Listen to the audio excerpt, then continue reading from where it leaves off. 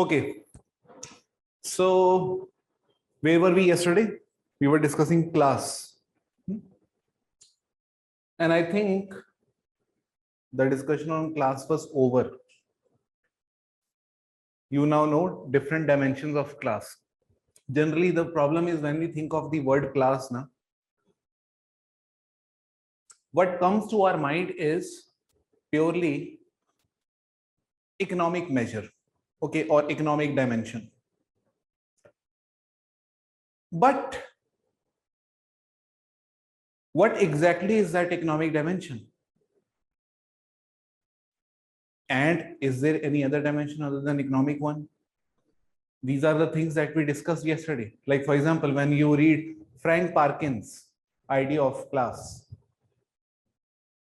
you would realize that it is a group of people who hoard opportunity or monopolize over resources. That is not economic. That shows a dominance of certain group who have the capacity to prevent outsiders from coming in. That is also class, a class of people. So class is not just economic. Class is like class of people. So this is classroom, a class 8th, class 9th. So that was not economic class. That was just a class. That means a group of people. Now, similarly, I also told you about Eric Olin Wright, Max Weber, Marx. And finally, I also discussed with you the concept of death of class. But now I am going to tell you some other dimensions as well on class. Class can also be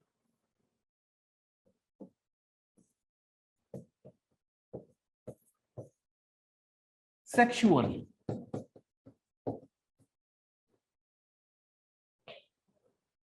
Now you tell me who described sexual classes.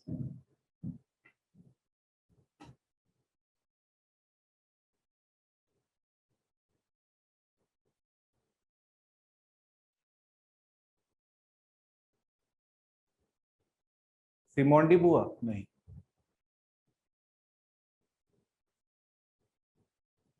Feminist में कौन? सारे feminist एक थोड़े ना होते हैं. अभी तो ये तो मैं तुम्हें आगे पढ़ाऊंगा. All feminists are not same, and even men are feminist, and there are women who are not feminist.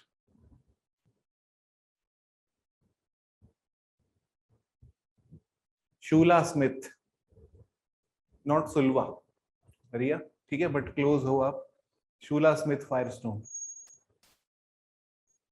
Shula Smith Firestone sex class काल्मा से क्रिटिक में था ये. Okay, sex class. Historically, the struggle has not been between owner of means of production and someone who does not possess means of production. Historically, the struggle has been between two classes, that is sex classes. Okay. She called it sex class. Men and women. These are also classes. These are also classes. A new dimension of class, feminist dimension. Shula Smith Firestone. Okay. तो ये बात है. चलो. So basically, what did we understand with this topic on class as dimension of stratification? Class has historically been a product of analysis specific to time and space, analyzed by different scholars coming from different ideologies, and which is reflected in their analysis as well. So what class was to Marx, that was not the class to Max Weber. What class was to Weber, that was not the class to Eric Olin Wright. What class was to Eric Olin Wright was not class to Frank Parkin. What class was to Frank Parkin was not the class to Shula Smith Firestone. And therefore, what is class? Class is what you make of it. Class is nothing but a category that has been used by different scholars to portray certain group of people and to project their social location in society. Okay. Now we will discuss status group.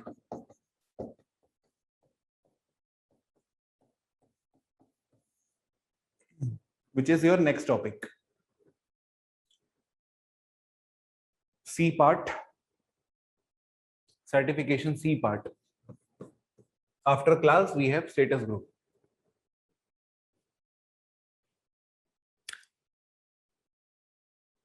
So first, we will define status group.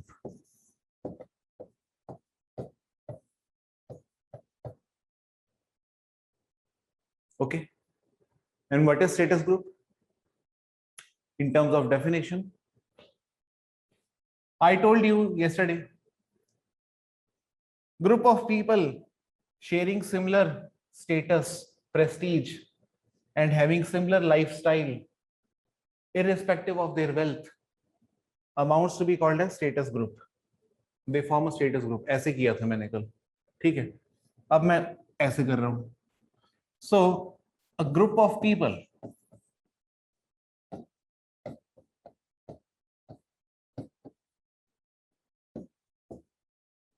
having similar levels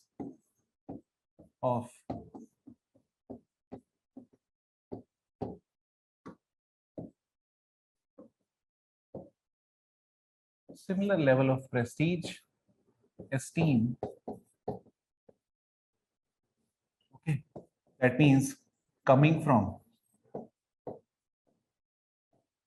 house of honor,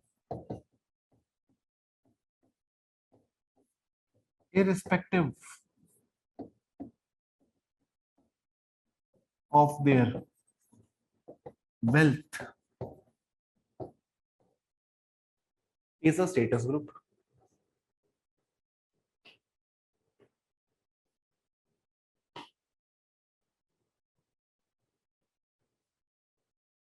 Group of people having similar level of prestige, esteem, coming from house of honor, irrespective of their wealth, forms what Weber calls as status group.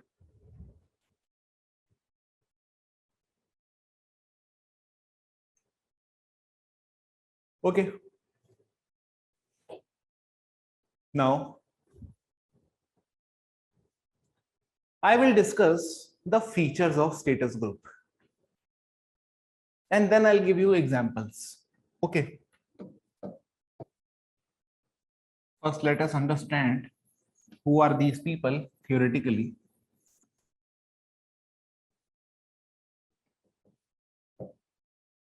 Features of status group.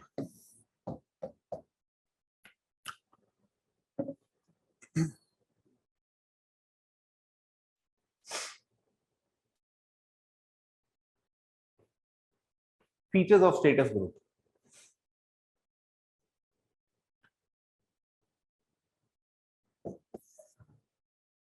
First of all, these are those people, as we know, having similar lifestyle, similar status, esteem, irrespective of their wealth. And you know, if you are coming from a family that has certain status in society, okay, obviously you would not be spending your time with people who do not share that status.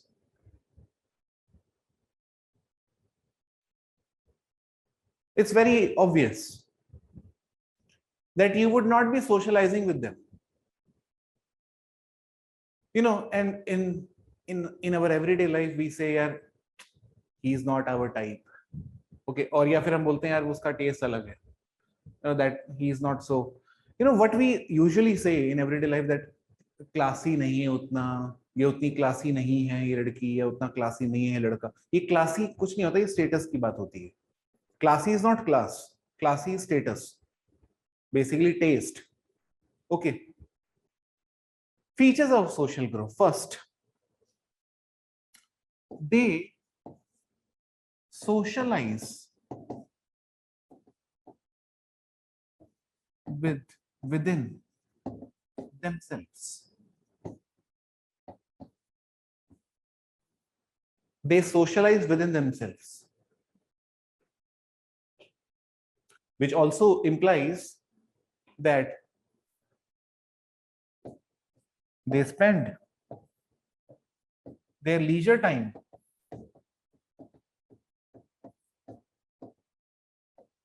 together.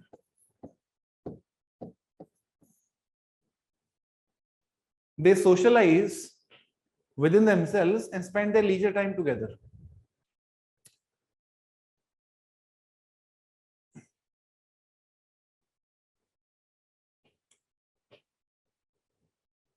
There may be many billionaires.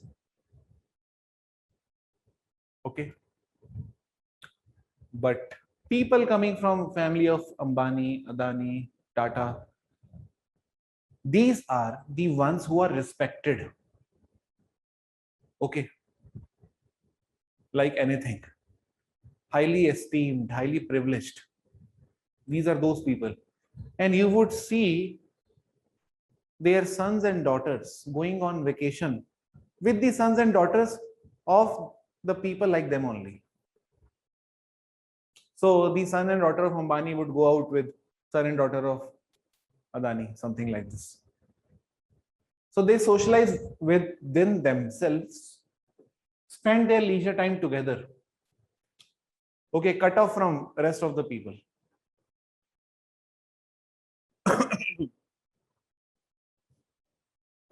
Secondly, they possess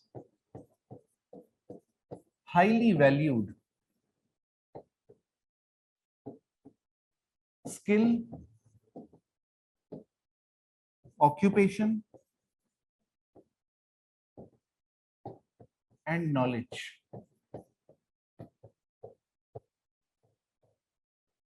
And की जगह you can write or.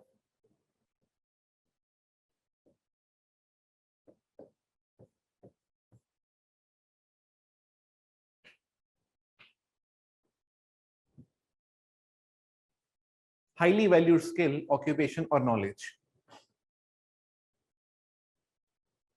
Highly valued by the people.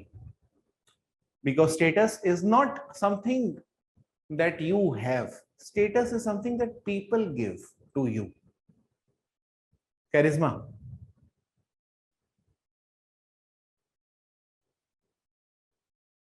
It is the people who obey. Only then you exercise power. Without authority, power cannot be exercised. They gain authority by people. So someone do not have status all by himself inherently. He has status in the eyes of people. So that person to show status need people. Without people, he is not someone who possesses status. So it is the people who would see status. Okay. They possess highly valued skill, occupation, or knowledge. Think of Brahmins. According to Max Weber, Brahmins is a status group. This is what he has said on Indian caste system. Brahmin formed a status group according to Max Weber. This is a classical example that is given by Max Weber. Why? Because Brahmin possessed highly valued knowledge of what? Vedas. They possess the knowledge of Vedas. They are the makers of Vedas. A skill that is not possessed just by anyone. And even if I, even if I take coaching for Vedas, if someone is giving coaching on Vedas, suppose even if I take 2-month course on Vedas, even after learning Vedas for 2 months, or even after for 2 years or 3 years, I would still not be given the status that of Brahmins. ये बात होती है. Status सबके पास नहीं आ सकता. Just because मैंने वेदा पढ़ लिए डज नॉट मीन कि मेरे पास वो स्टेटस आ जाएगा. हालांकि उसमें और मेरे में कोई फर्क नहीं है, उसको वेदा की नॉलेज मेरे को, बट वो ब्राह्मण भी है. And being Brahmin he is seen as the sole authority on Vedas. कि भाई जो वो बोलेगा ना, चाहे वो गलत हो, वो हमें सही लगेगा. ठीक है, वो ऐसी अथॉरिटी होती है, वो स्टेटस ऐसी चीज होती है. They possess highly valued skill, occupation, or knowledge. Okay, and as you know that advisor to king and temple priest, these were the kind of professions or occupations that were highly valued in those times. Okay, advisor to king. See, what is advisor to king? You guys would be advisor to king only. Brahmins were doing exactly what you want to do. You want to advise the king, chief minister, okay, or the senior member of the bureaucracy.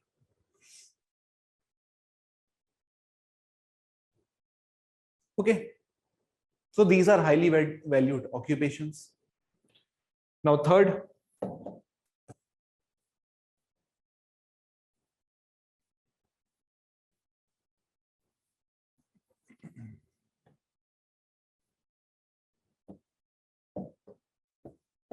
they practice endogamy.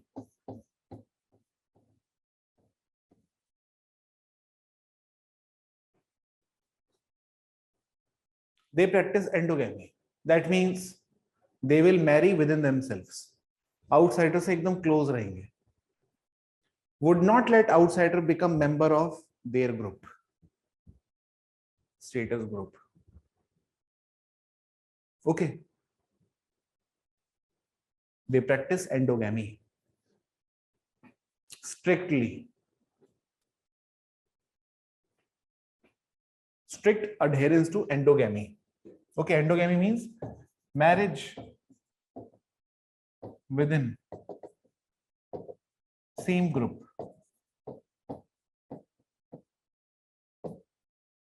Marriage within same group.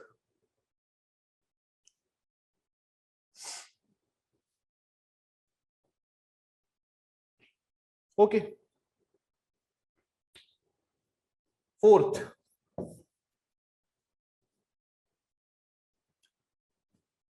they restrict outsiders from becoming one of them.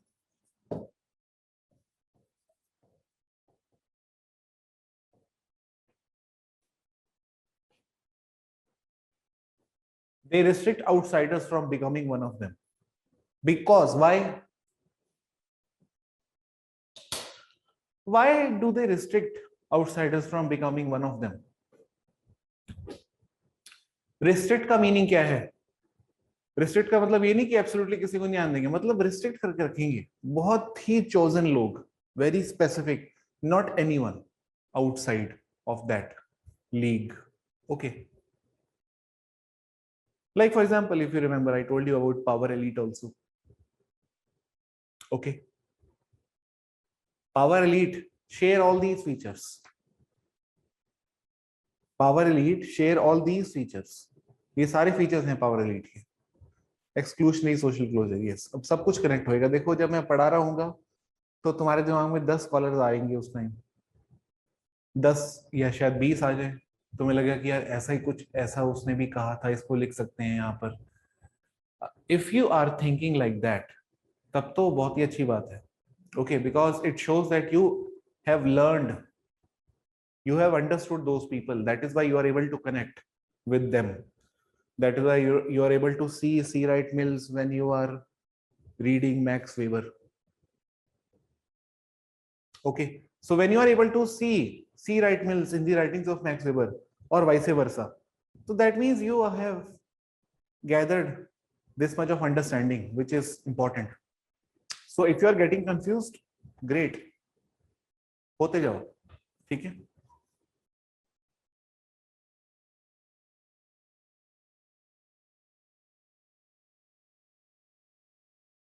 Next,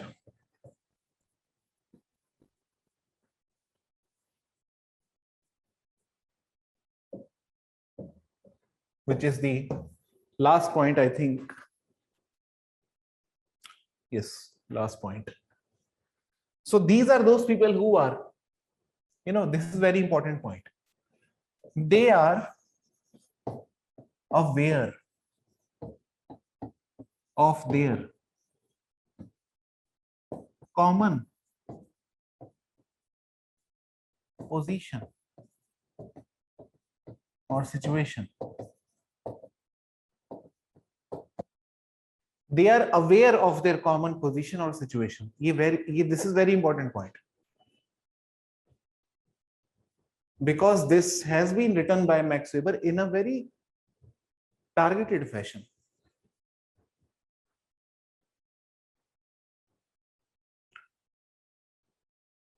In a very targeted fashion. They are aware. ये बड़ा important है। ये लोग aware हैं अपनी situation के बारे में, but there is some person who believed that there is a group which is not aware of its situation. Who said that there is a group who is not aware of its situation? And which group is that? And who said this? Marx said that working class is not aware of its situation. समझ गए? लेकिन max weber क्या बोल रहा है? Status group is aware, working class may not be, status group is definitely aware. And here comes a very important part which I'll be telling you now, because this has clearly differentiated class from status group, and therefore to say that there are only two groups in the world, one is bourgeois, second proletariat, or one the owner, second non-owner, would be wrong, because this non-owner group is highly heterogeneous, fragmented working class we have, okay, who do not share common interest. अभी मैं आता हूं, इसके ऊपर बताता हूं मैं तुम्हें. They are aware of their common situation. See,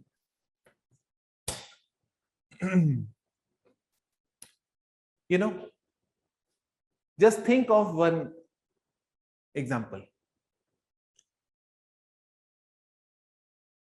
A poor Brahmin, let me give you some model example, okay? There are two people, one is poor Brahmin, second is rich Brahmin.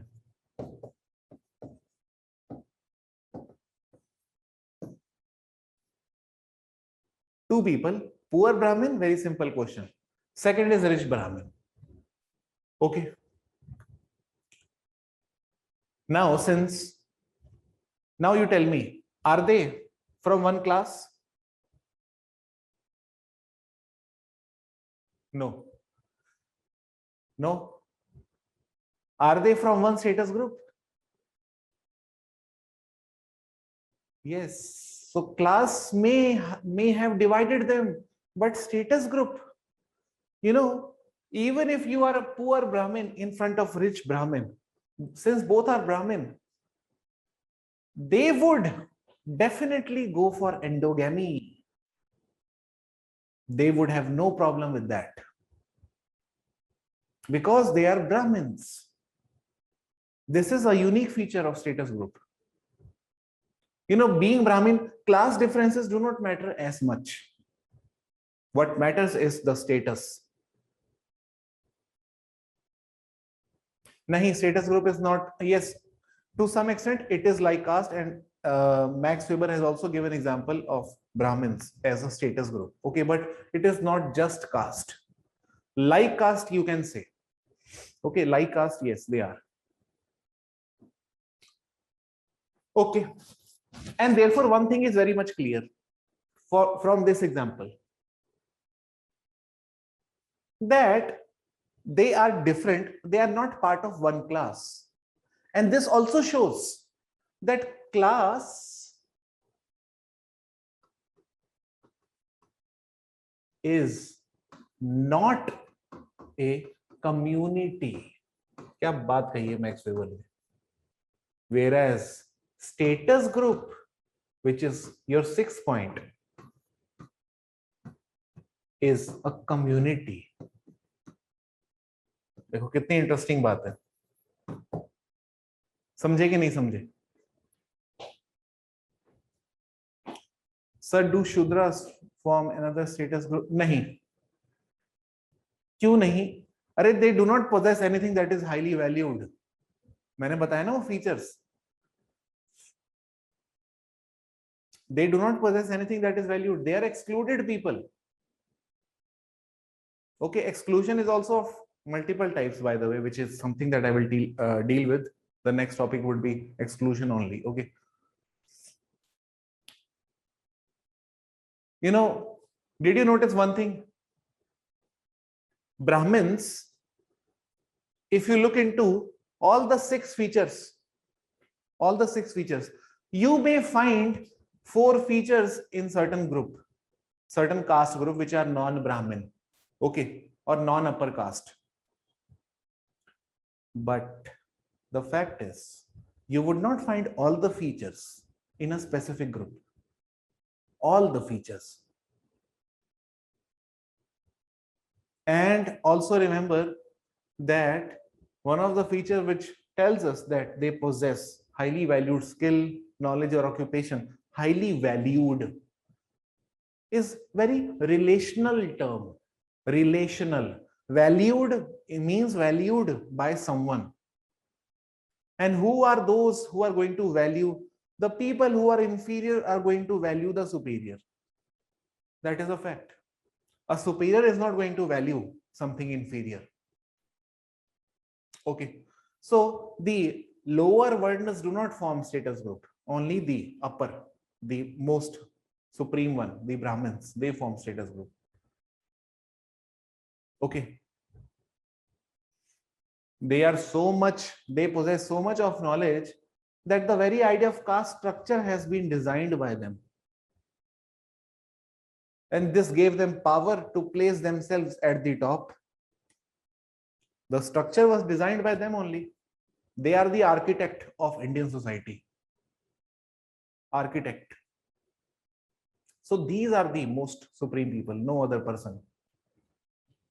Okay. Status group is a community, class is not. Now, the next topic which I'm going to deal with is class versus status group. Okay. What are the differences between class and status group?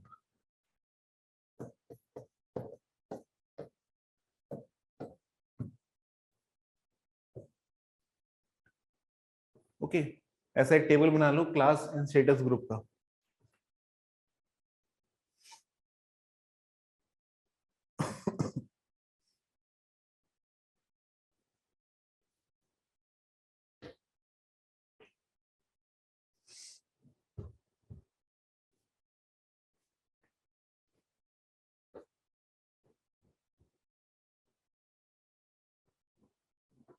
Okay.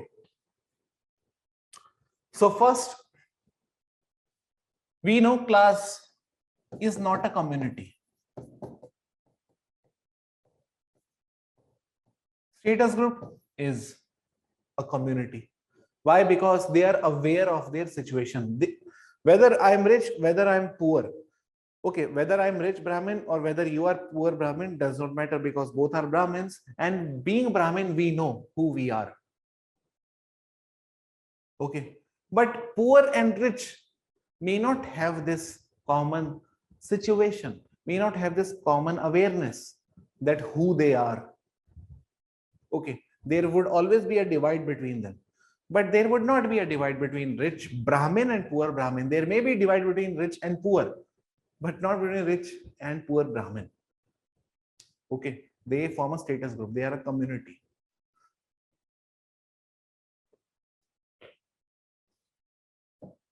Secondly,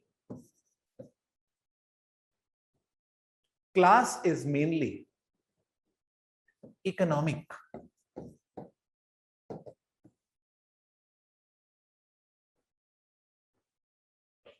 Class is mainly an economic dimension.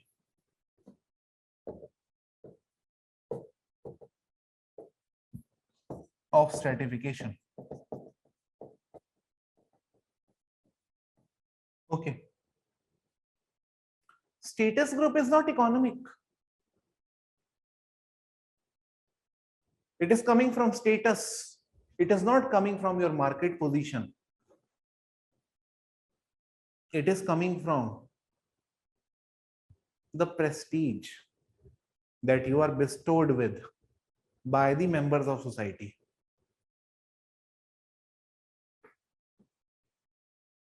It is having status dimension.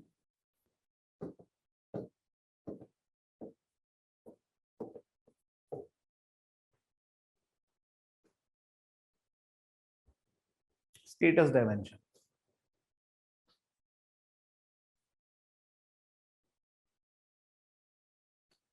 And also, you know this very well now, that status group cuts across the classes. Status group cuts across the classes.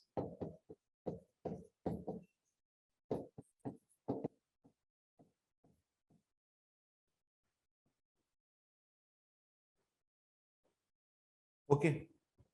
Middle class, upper class, lower class. But if Brahmin, then across the classes we are one. They form a horizontal layer in seemingly vertical strata. Understanding or not?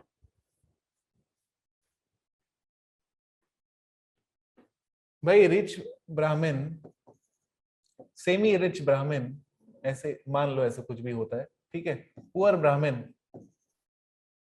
there may be vertical strata, there may be hierarchy in them, but since they are Brahmin, there is no hierarchy now. There is completely a horizontal formation, status group as a community. Can gated people be included? Gated people, देखो gated people जो होता है उसको आप include कर सकते हो, ठीक है. पावर एलीट भी गेटेड कम्युनिटी में माना जाता है, ठीक है. गेटेड का मतलब वही होता है बेसिकली, आउटसाइडर्स को आपने एक्सक्लूड कर दिया है. वो टेंडेंसी वही है, मैकेनिज्म ऑफ सोशल इन्फ्लुएंस वही है, ठीक है. गेटेड कम्युनिटी का जो आइडिया है वो वैसा ही है कि आपने एक्सक्लूड कर रखा है अपने आप को बाकियों से. You have excluded yourself from outsiders, so it's like a status group only. Okay, just think of people who are members of Gymkhana club. You know Gymkhana club, there is a Gymkhana club in Delhi. Gymkhana club is one of the elitist club. Okay, elitist club. Elitist club means like, even if you are IAS officer, you may not get membership. in that club, even if you are IAS officer, even if you are MP. इतना elitist है वो कि अगर आप MP हो, IAS हो, तो भी आपको कोई गारंटी नहीं है कि आपको वो मेंबरशिप मिलेगी. And there is a waiting line of how many years? 200 years in that club. Gym खाना दिल्ली में ही है, 200 साल की वेटिंग चलती है मेंबरशिप की. ठीक है.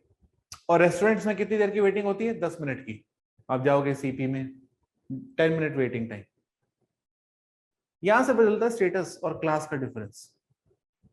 ठीक है, बहुत ही मैंने वैसे कर दिया, ओवर सिंप्लीफाई कर दिया मैंने, बट ठीक है, अब यही तरीका है बताने का, क्या करें. ओके, चलो. So status cuts across the classes. Status group cuts across the classes, whereas class do not cut across the status. Class do not cut across the status because class is not a community. Okay, so class do not cut across the status. And you know, just think like this. Marx believed that this working class will realize its common situation in relation to its enemy class, that is bourgeoisie. And these people who have realized their common situation will mobilize together and overthrow this class. But Max Weber is telling us these will never mobilize. Why? Because working class is differentiated and fragmented, consisting of status groups as well, who would not unite with those people who they do not consider as part of their group. So class is not just class. You know, this working class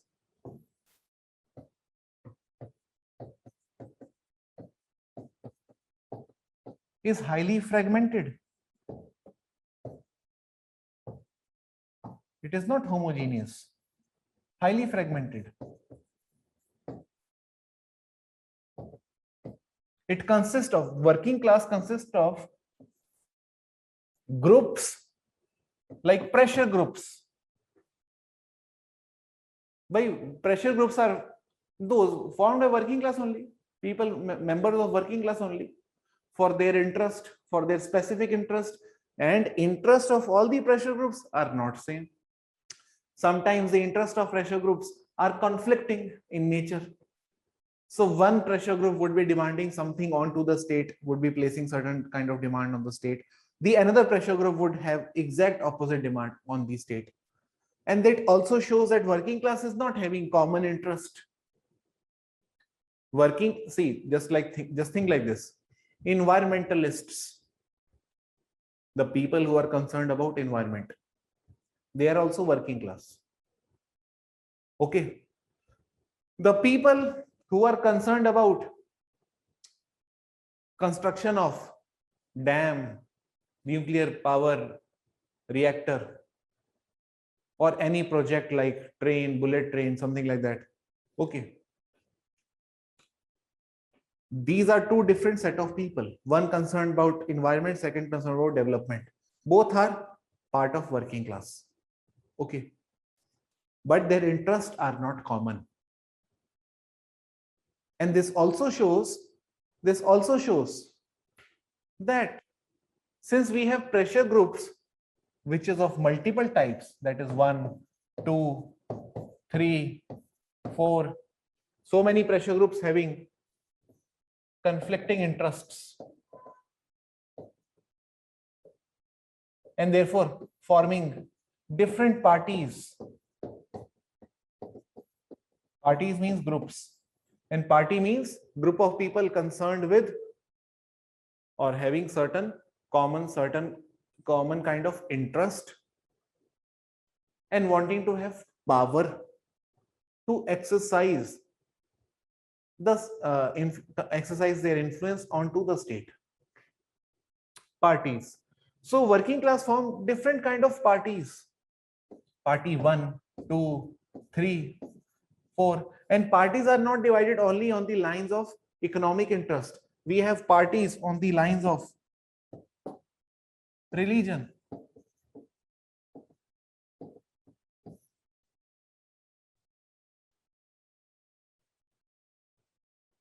Party on the line of religion. RSS is a party, not political party. It is just a party. Okay. Hurriyat party. National Conference party, political party. Okay. Then we have Congress, political party. BJP, political party. Members of Gymkhana Club, party. They have common interests. Okay. They may also be a status group having common similar lifestyle. Okay. And being member of Gymkhana Club, they may be having so much of power. Because in Gymkhana Club, they are meeting every day those people who are the most elitist in society, who command a lot of influence, who have contacts of every person in their mobile, every influential and powerful person in their mobile.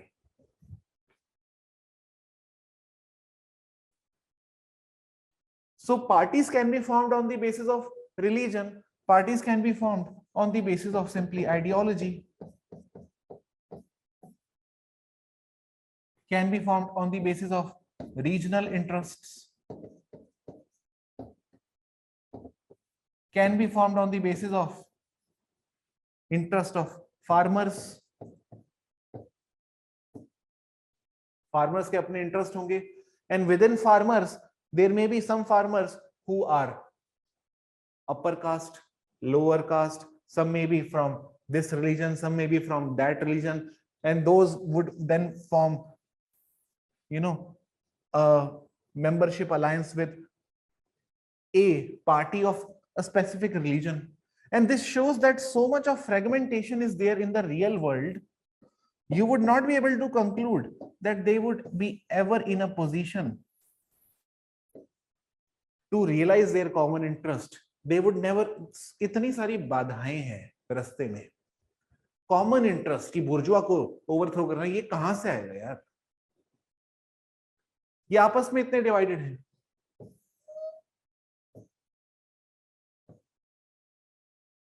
Muddled, highly complex reality.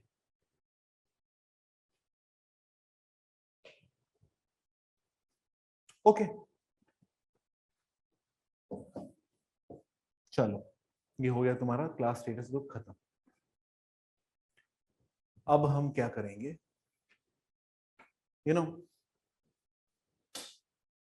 Status group is important concept. ये आगे भी use होगा कई बार. Okay.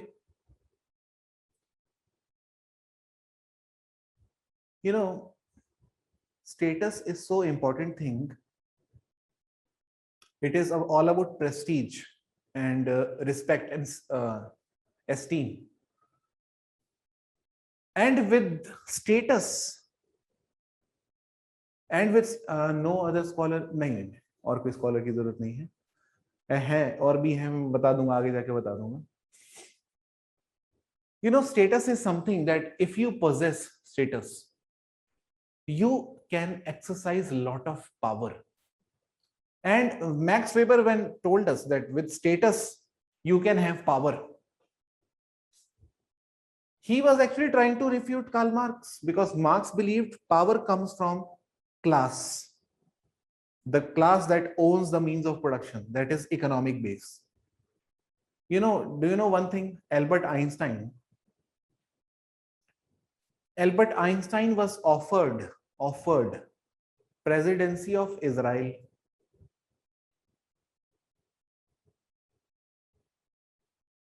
उसको Israel का president बनने का ticket मिला था, उसने मना कर दिया, एल्बर्ट आइंस्टाइन ने.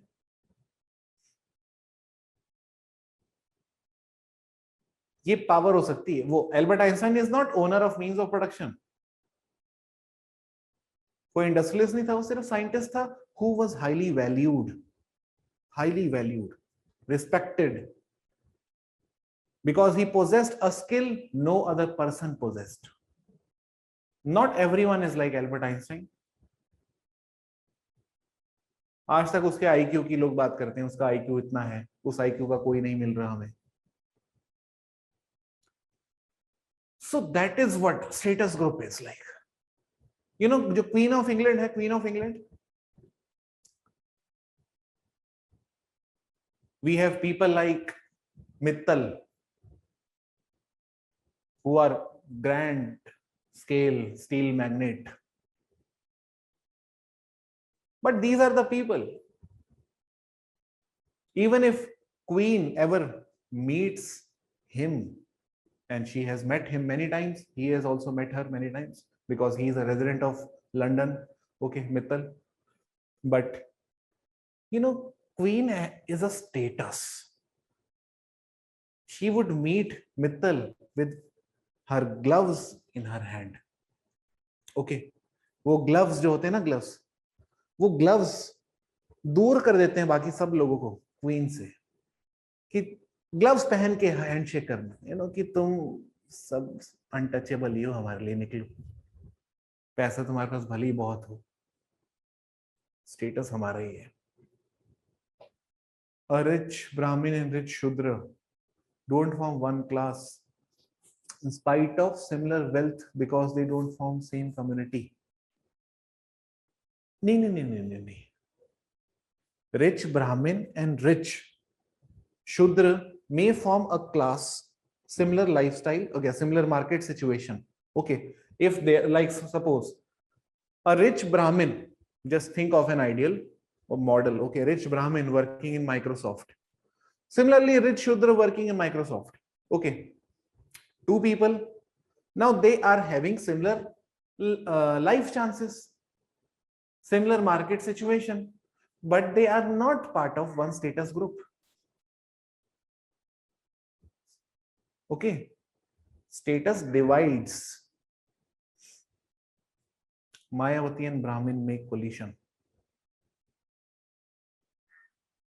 मायावती, हाँ, तो कोलिशन अलग चीज होती है ना यार भाई, कोलिशन तो पॉलिटिकल इंटरेस्ट से बनता है। मायावती के बेटे से कर लेगा क्या शादी वो ब्राह्मण का लड़का बेटी से? वो पॉलिटिकल इंटरेस्ट के लिए आप मिल रहे, वो अलग चीज है। जो इंटरमिंगलिंग होती है, सोशल गैदरिंग, रोज थोड़ा ना उठते बैठते होंगे, साथ पार्टी करने जाते हैं, ना ना, वो सिर्फ एक इंटरेस्ट था, पॉलिटिकल इंटरेस्ट, उसको मीट करने के लिए साथ आ गए, वो खत्म हो गया, हट गए, ठीक है sir. Then class could not class do not cut across status group. Status group does cut across classes. Bhai, I am poor and you are rich, but we are one because we are Brahmins. But I am Brahmin, you are Dalit, okay, but we are not one. Even if we have similar market situation, we are not one because we are different. One is Brahmin, second is Dalits. So class may simply unite them in market situation, but status is something that divides them,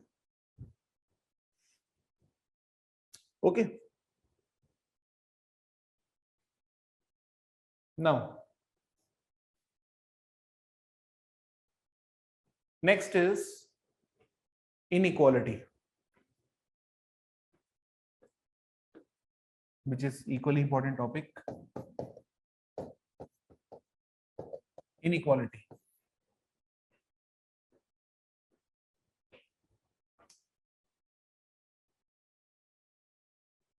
Don't cut across नहीं है, cut across है, cut across. Class cuts across status group. Status group do not cut across classes.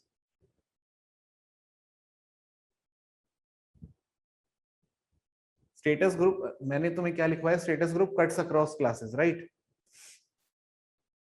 Status cuts across the classes. Rich Brahmin, poor Brahmin, they may be different in terms of their market situation, but they are united because they are Brahmins. So status cuts across classes. Okay. Class do not cut across status group because class do not form a community. Okay.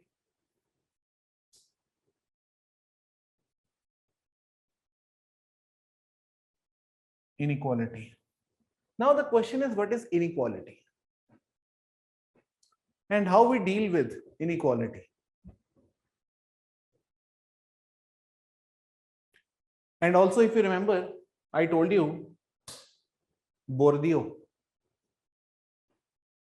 When Bourdieu talks about capitals, forms of capitals, economic capital, social capital, cultural capital, symbolic capital. So status group is a group of people who have which capital?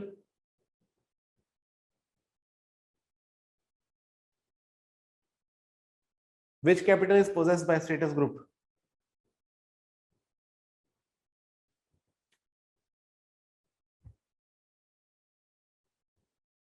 They possess symbolic capital, first of all. Very important one, symbolic capital. They are valued, highly valued for their knowledge, skill. They have prestige, esteem, honor in society. So symbolic good to सबसे important है. And then comes cultural capital. Okay. Because cultural capital is all about a specific knowledge, education that you have. Okay. So cultural capital and symbolic capital are the two most important factors. Okay. And since they have these most important factors, symbolic and culture, they also therefore have social capital. That means they can form networks. Okay. Capitals can be converted from one to another. There is convertibility of capital. Okay. Now, and also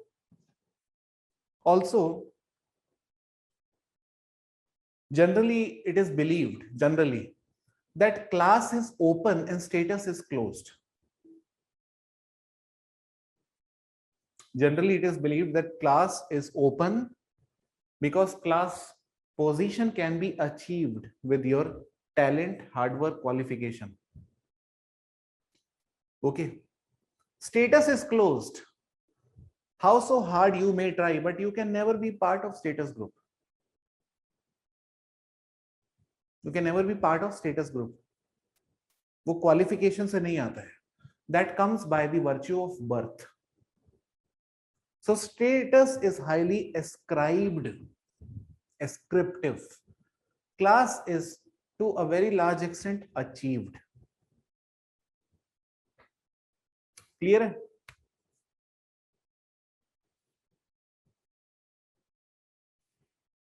ठीक है. Inequality. You know,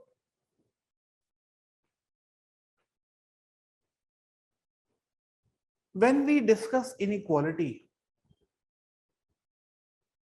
remember, inequality as a concept has come into existence only because it is believed there is a thing called as equality. Unless we believe in equality, we cannot talk about inequality. So inequality is relational. You can say inequality exists only when you know what is equality. And the question is, what is equality? That is also not clear. Which equality? You know, when economists deal with the notion of inequality, many people like Nobel laureate Professor Amartya Sen, whose measurement of inequality idea is discussed worldwide across different universities and is considered as one of the monumental theses on the idea of inequality. And many economists have reached that sophistication where they calibrate inequality in terms of quantitative variables. They try to model inequality. They come out with graphs, equations, models. They would talk about Lorentz curve to depict inequality. They would talk about Gini coefficient to talk about inequality. They would talk about Atkinson's index. They may even talk about Sain's index. But whenever they would open any discourse on inequality, they would limit their discourse. Now it's fine. So you can write down one more point in status group. Status group creates division within the class. Status group creates division within the class.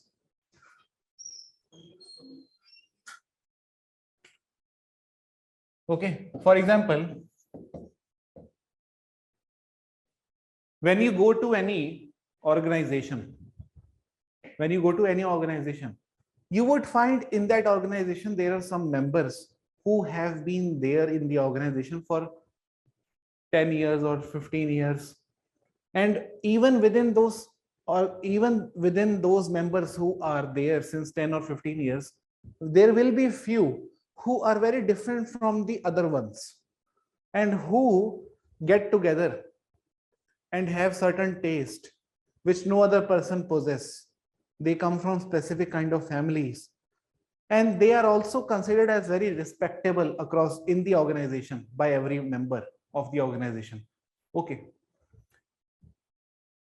And then even in the organization also, there are some people who are highly looked down upon.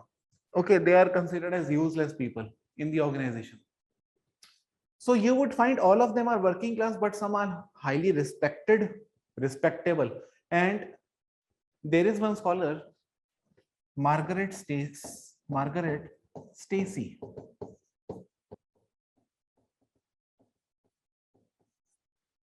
She, in her study, has found in a specific context, she found how status group divides the class, creates division within the class. She talks about three forms of classes.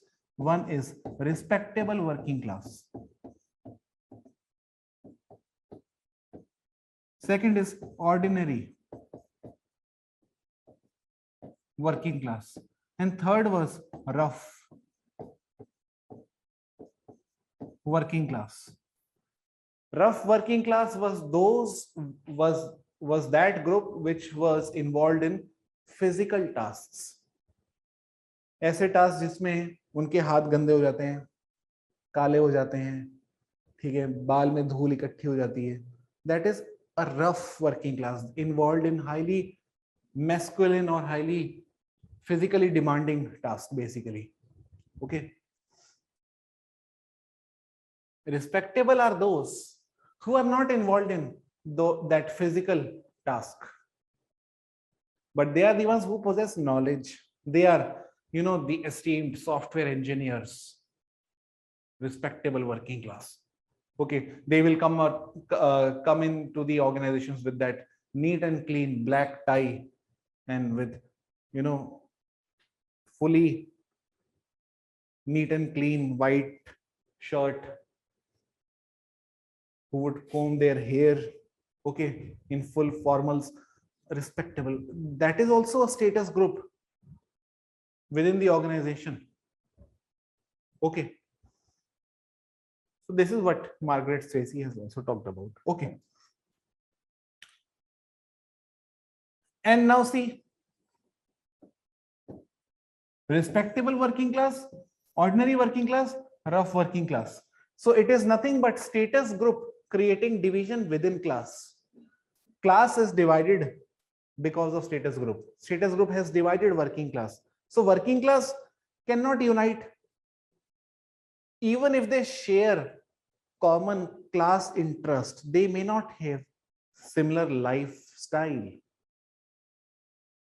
And suppose in the respectable working class, we have blacks, few blacks. In ordinary also we have blacks. In rough also we have blacks. Now these blacks will form another status group.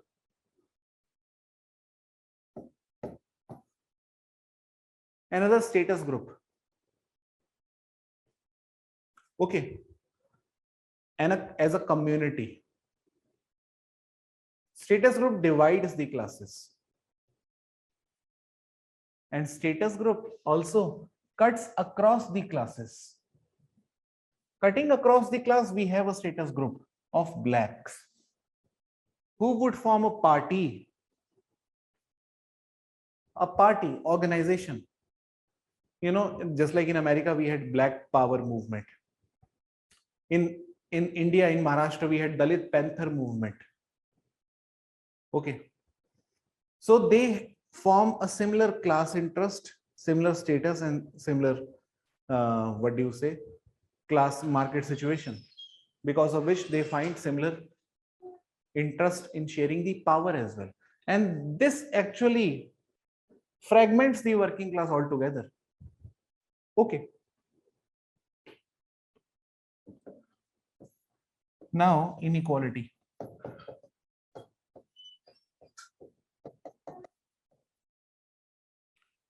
As I was talking about inequality, I was saying that, you know, inequality has for a very long time been seen as a domain of economists.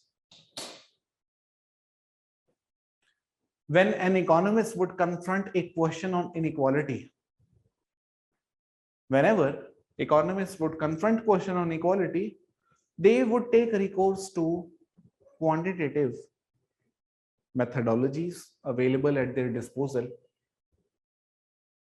like Lorentz curve, Gini coefficient, Atkinson's index, Say's index. These are some of the measures of inequality. Okay, and Amartya Sen has also written monumental work on measurement of inequality, which is taught across universities. Okay. But economists shy away from dealing with the perpetuation of inequality. You know, think like this. What economists deal with, you know, you will then get to understand what I'm talking about. Suppose if I am feeling weak,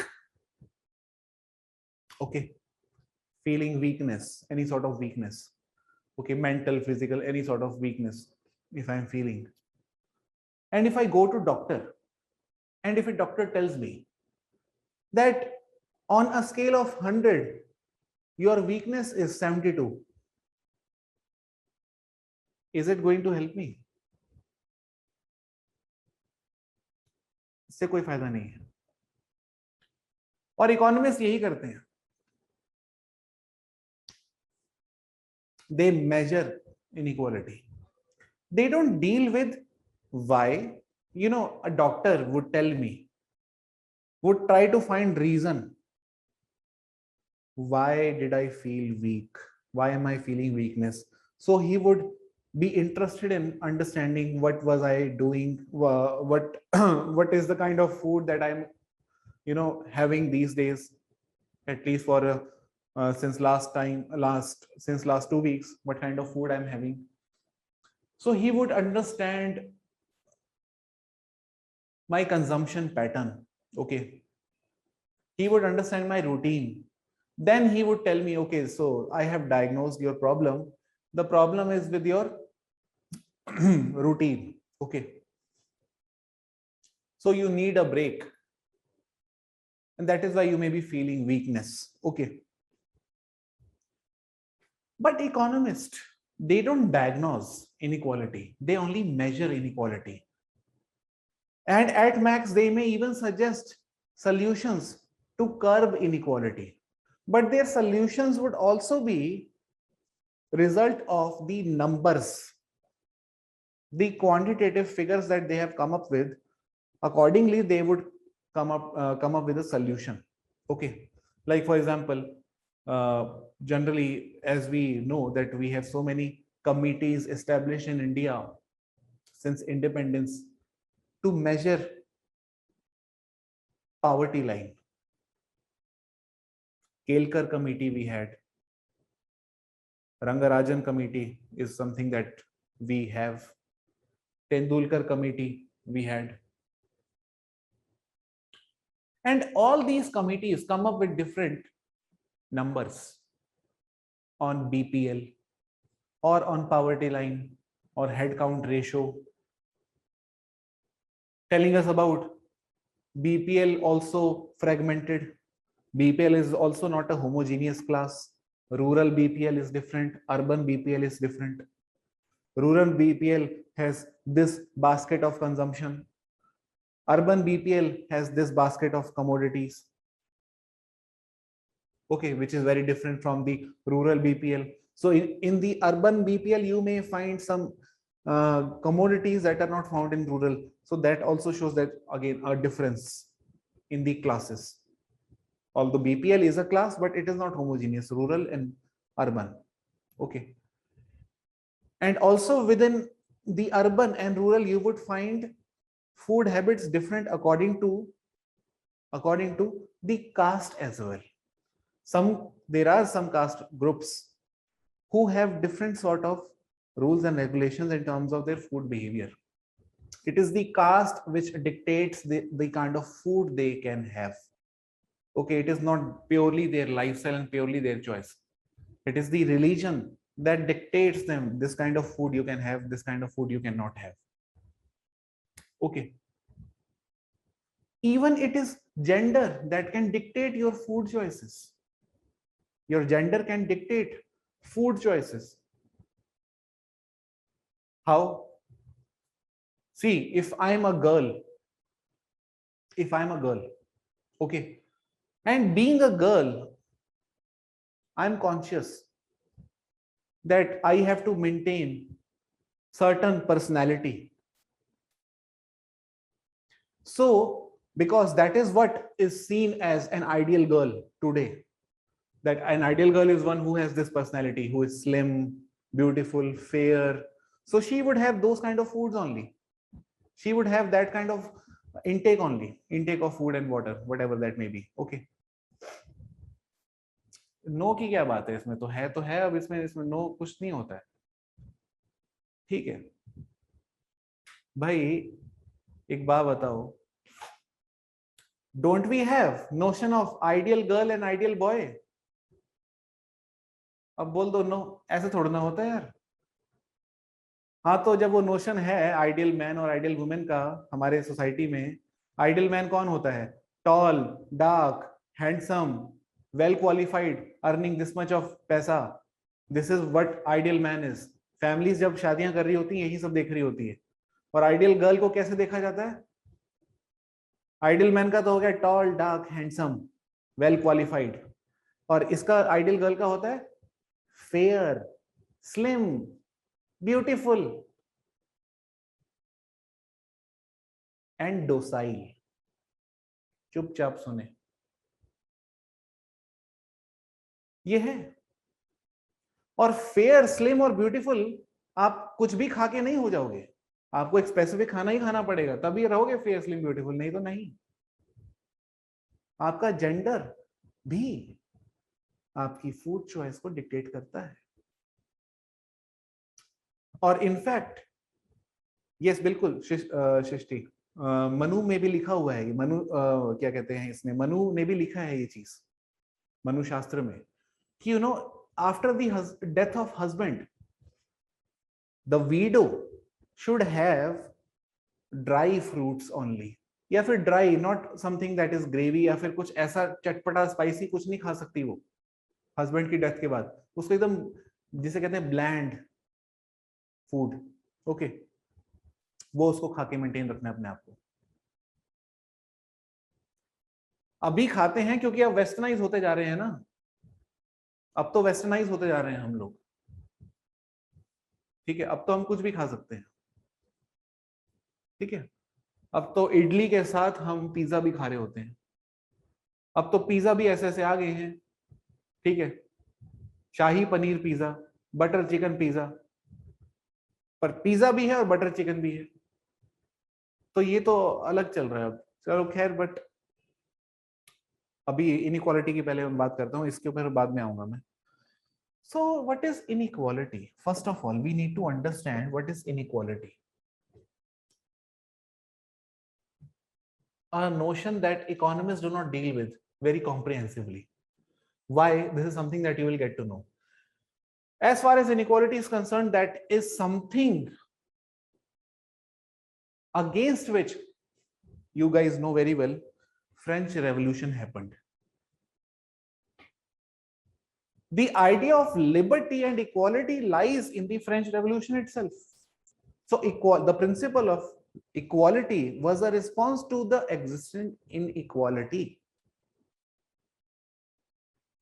And in response to the existing inequality, we had different perspectives that had gotten developed. And people, the men of enlightenment, also had different kinds of reaction to the ongoing inequality in the European society, which they saw, against which they wrote many texts. You know, I'll start the discussion on inequality by Rousseau. Rousseau.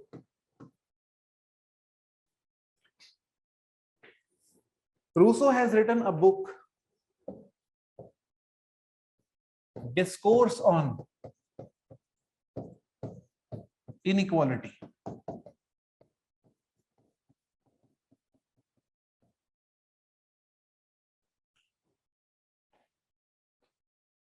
Discourse on Inequality.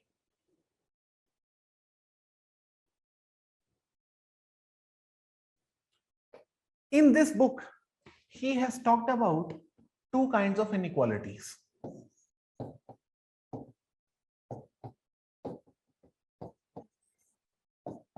One, natural,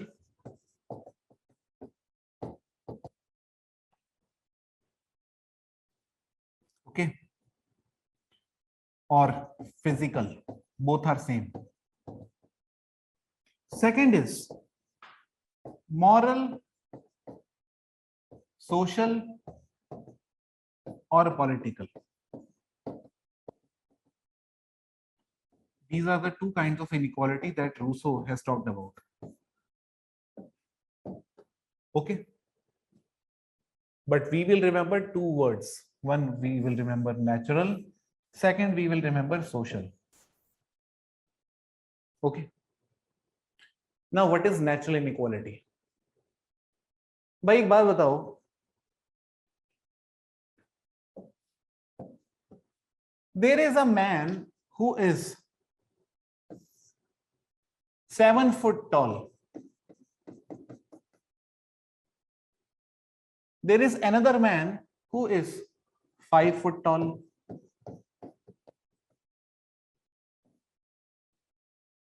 Is this natural inequality or social?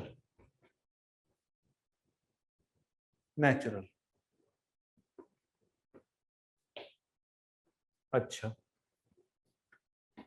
Now there is a man who is fair, and then there is a man who is dark. Natural or social? Natural. ठीक है. Now there is a man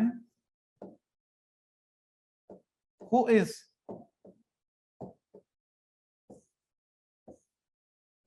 21 years old and another man who is 64 years old.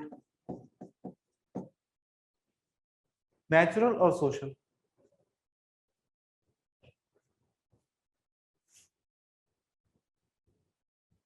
Natural. भाई ये भी तो inequality है.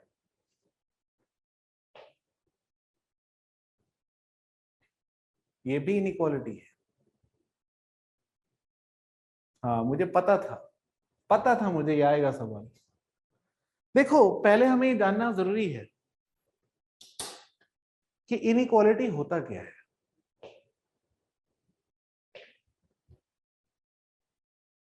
I told you very well, if you remember, when I taught you gerontocracy. Max weber का जब मैंने gerontocracy पढ़ाया था, उसमें मैंने क्या बोला था? Rule of elderly. भाई I cannot rule India because I am not elder. ये इनइक्वालिटी नहीं है क्या?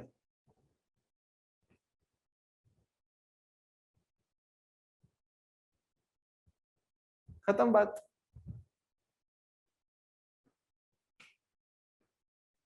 नेक्स्ट.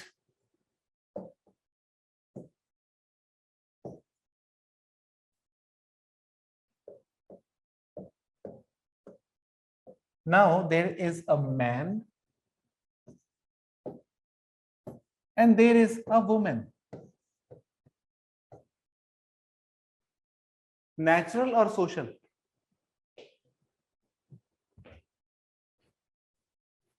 Natural. ठीक. Now see. Being man, I can enjoy my life, stay single for a very long time without being defamed by other people.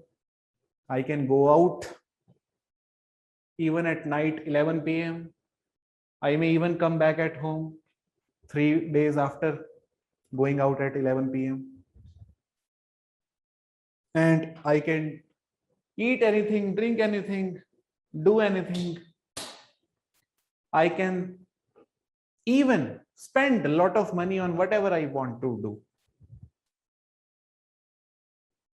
And I can even I can even marry according to my own wish. And I can even study what I want to do without being called as burden by my family members or without them looking at me as someone who is not an asset on whom we should be investing for education.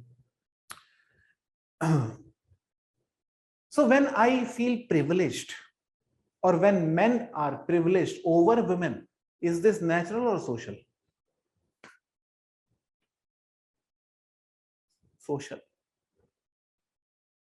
When fair girls are privileged over dark girls, natural or social? Social. When 7-foot tall man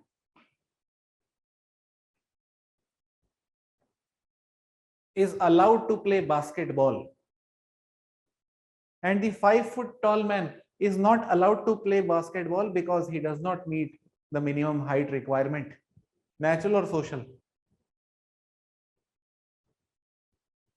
Exclusionary social closure or not?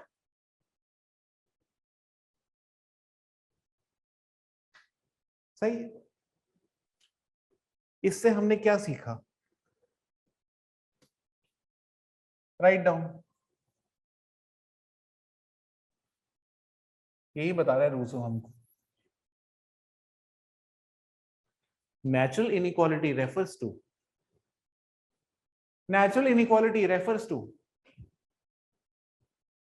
difference in age. Natural inequality refers to difference in age,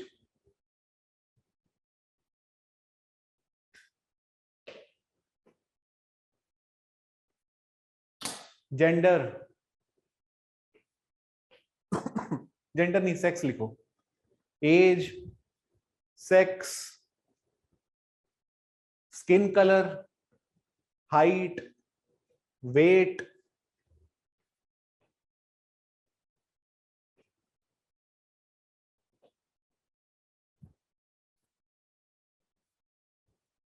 nationality.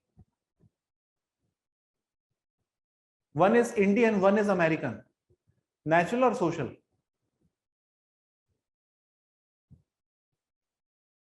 Natural. अरे social कहां से आ गया?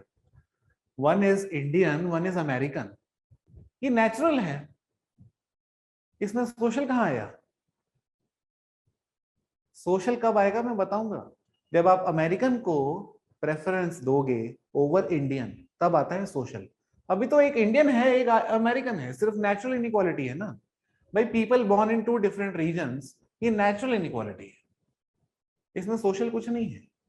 Social तब है when you prefer American over Indian in anything, okay.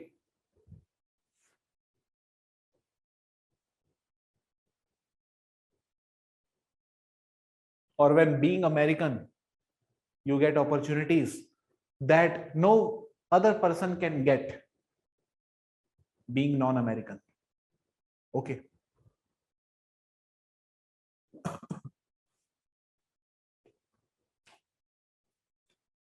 So these are the natural inequalities. Social inequality, write down. Social inequality refers to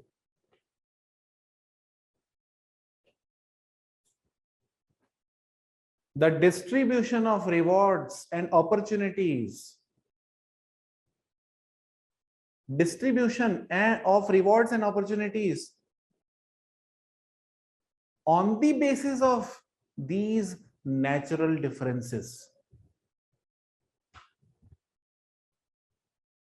Distribution of rewards and opportunities in society on the basis of these natural differences is what social inequality is.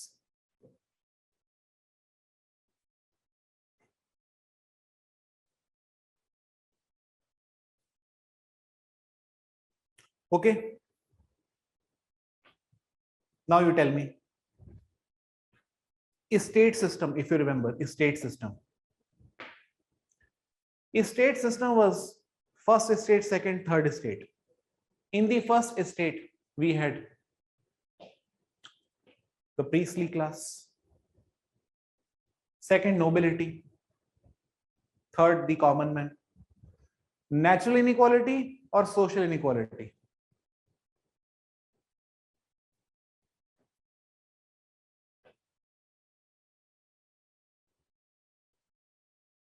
Social. Why social? I can say they are born different naturally. What actually made this social? The idea of placing them in first, second, third, this is social. All the people are born different, but when you place them first, second, third, that is social. That is social. All the people are appearing in UPSC. 5 lakh, 6 lakh, whatever that may be, figure, okay. Right? All these people who are appearing in UPSC are naturally different from one another on the basis of sex, age, religion, region, ethnicity, caste, right? But very few people make into the UPSC. And if you find out that most of the people who have made it to UPSC belong to certain section, a specific section which is reproduced time to time, time to time, time to time, for generations together, you would find somehow that those people possess certain something that is not possessed by other people. And this actually leads to what, and it also appears as if it is social inequality. But is it social inequality? UPSC would not say it is social equality. We are not doing anything. It is completely meritocratic. Okay. But these are the details which I'll talk about later on. First, I'll deal with the basic part. So natural inequality is clear. Social inequality is also clear. Social inequality is when you distribute rewards and opportunities according to the natural differences. Being men, you get opportunities. Being women, you do not. Okay. Being upper caste, you get opportunities. Being lower caste, you do not. Being homosexual, you do not. Being heterosexual, you may get multiple opportunities. Okay. Being straight, you may get opportunities. Being being lesbian or gay may not. So natural differences convert into social inequality when few differences are privileged over other differences. Okay. This is what Rousseau's idea of inequality is. Now I'll talk about Andre Bete.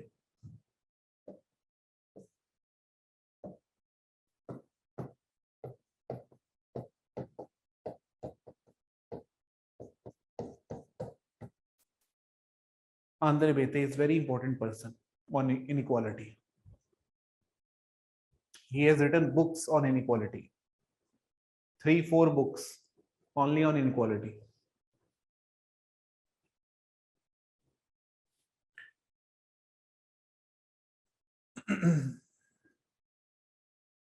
What does Andre Bete tell us? Andre Bete is saying, what is the source of inequality? A very great analysis he has done. You ask a question to Andre Bete, sir, what is the source of inequality? Which inequality, by the way? Social. First, let me talk about the categories that he has developed. Then I'll ask you this question. Okay. Again, just like Rousseau, he also talks about natural and social. Natural and social.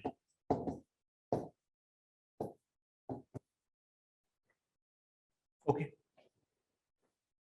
Just like Rousseau, he talks about natural and social. Natural, again, just like Rousseau, he attributes natural inequalities or natural differences to largely biological dimensions. Largely biological dimensions. Age, height, skin color, sex. These are the natural differences. Okay.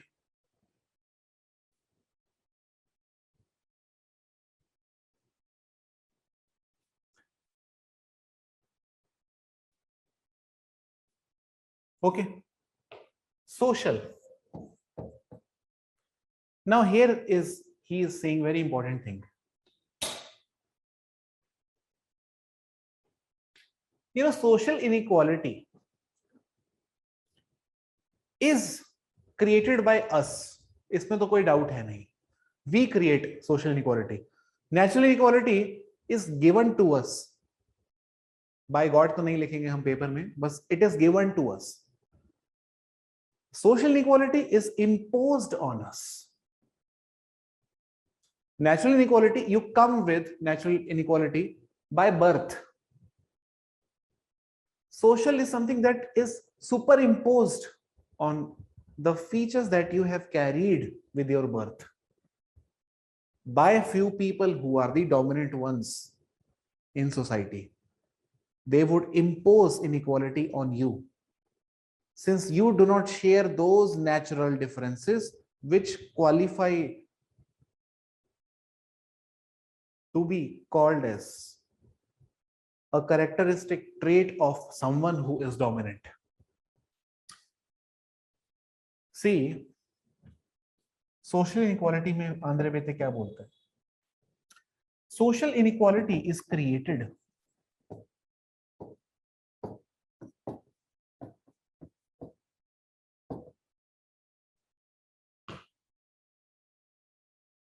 culturally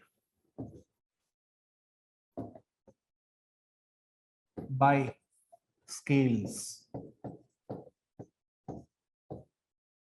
developed by us.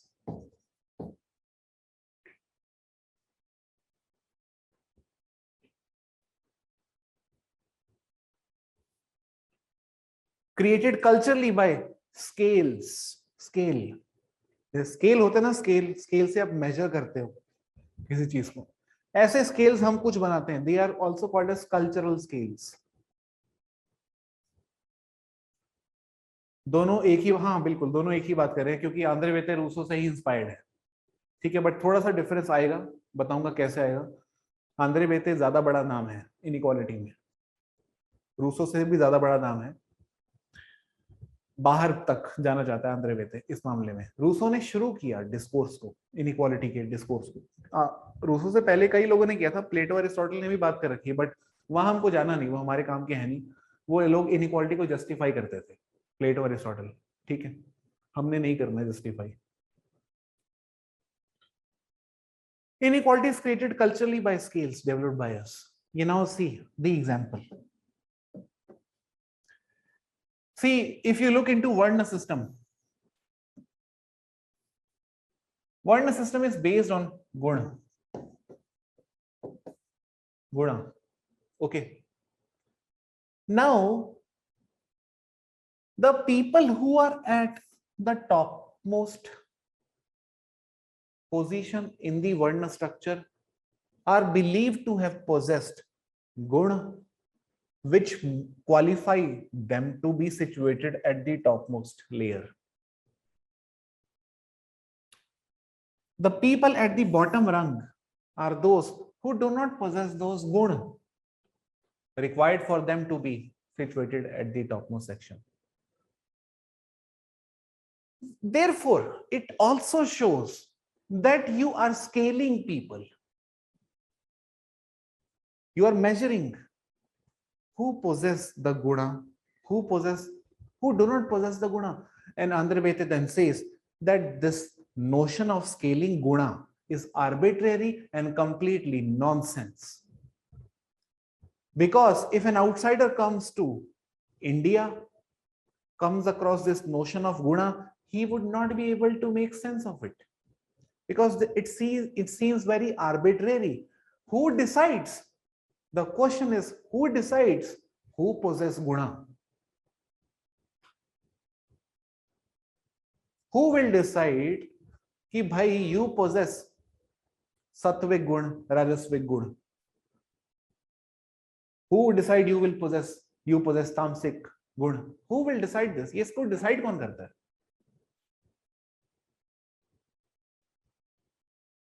हैं? Isn't it visible? कहाँ visible होता है यार? मुझे तो नहीं दिखा किसी चश्मे से.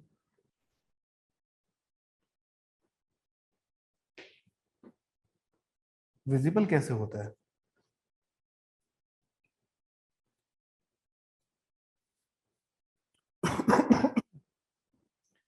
The very idea of creating a scale is nothing, it is culturally created. Guna is a scale through which we evaluated people for a very long time, situated them at upper Varna and lower Varna. And Andhra Vete says that whatever you may do, the fact is that inequality lies in the process of evaluation itself. And it is natural.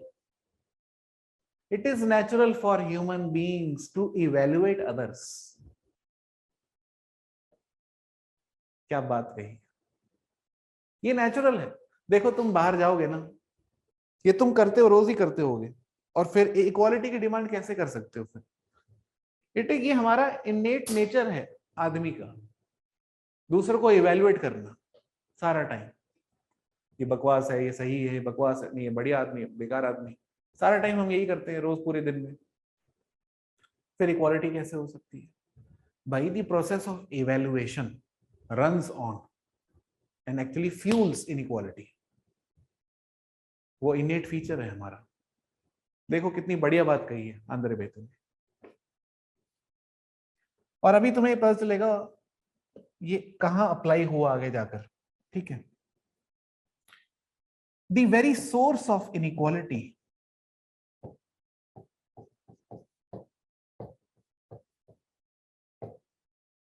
is the process of evaluation.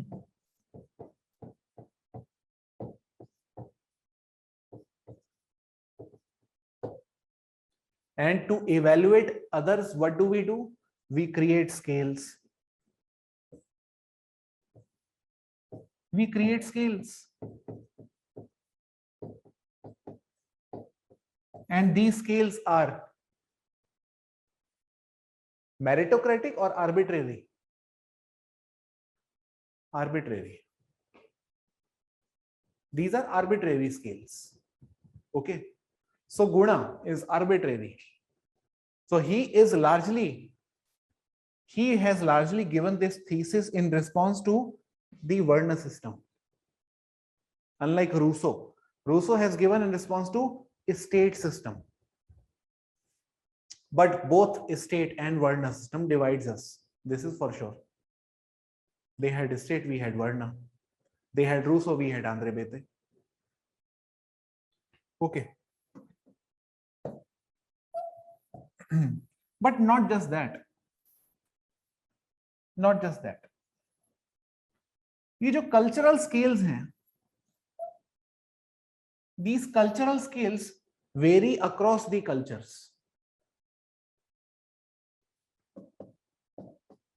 Cultural scales vary across the culture.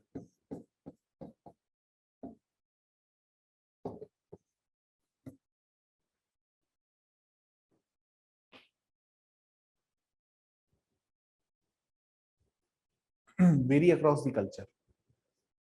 Every culture has its own scale.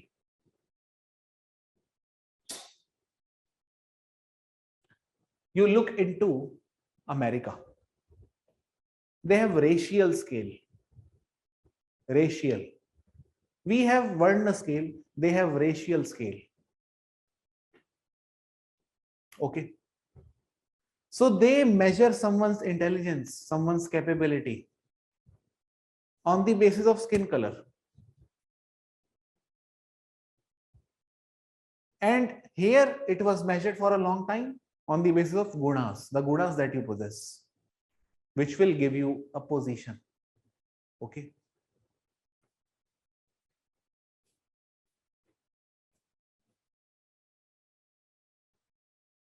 Now, other than these things, Andre Bete has also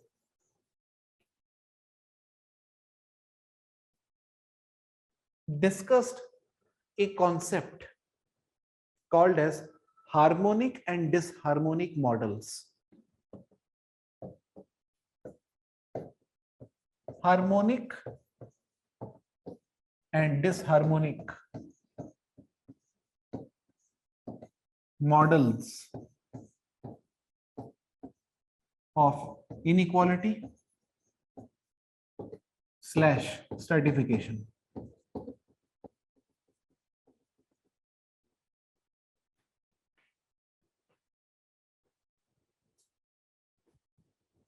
What is harmonic model and disharmonic model?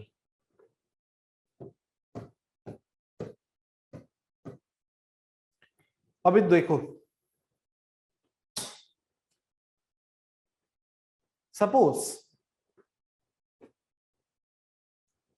and in fact, why he's talking about these models is also very important. Andre Bete says that the very paradox of modernity is that we profess equality, we preach equality, but every day we practice inequality. And this is a paradox of modernity. We preach, we profess equality, but we practice inequality. So equality is in the discourse, not in the practice. What is in practice is the inequality. Okay. And he believes that there are some societies where equality is not even professed or even preached. यहां तो क्या है, देखो democracy को जो आप देखते हो, इंडिया हो या अमेरिका हो, यहां हम इक्वालिटी की बात करते हैं बट इनइक्वालिटी प्रैक्टिस करते हैं. But there are some societies where equality is not even preached. Inequality is preached and inequality is practiced. Those are, according to Andre Bete, harmonic societies. Okay.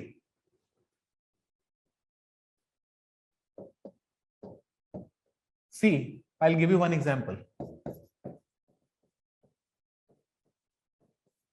Harmonic society, where inequality is preached and practiced.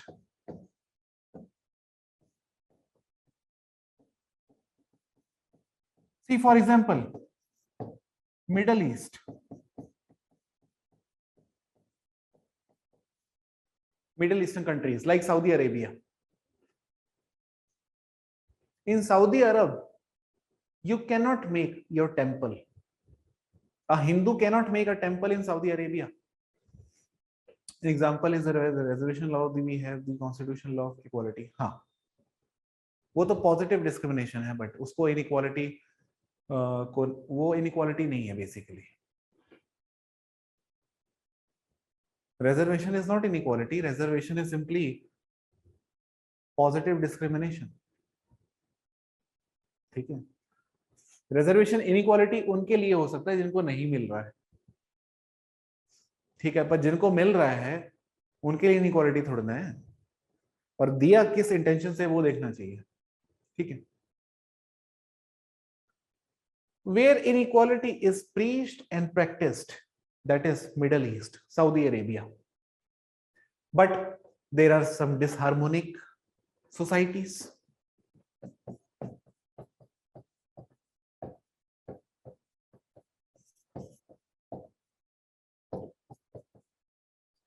Like USA and India, ये है democracies. एक oldest है, एक largest है. एक oldest है, एक largest है. बट एक में हर रोज रेसिज्म चल रहा है, दूसरे में हर रोज कास्टिज्म चल रहा है.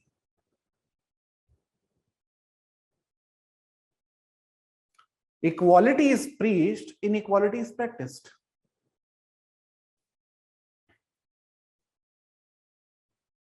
Harmonic and disharmonic.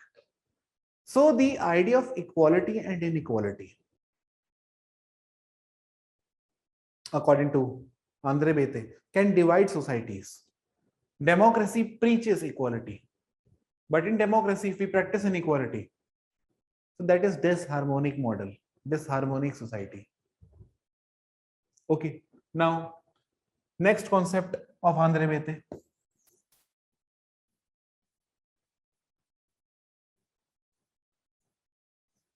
These are those concepts that you will be using a lot in paper 2.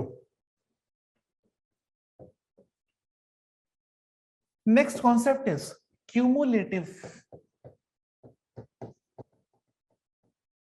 inequality and dispersed inequality.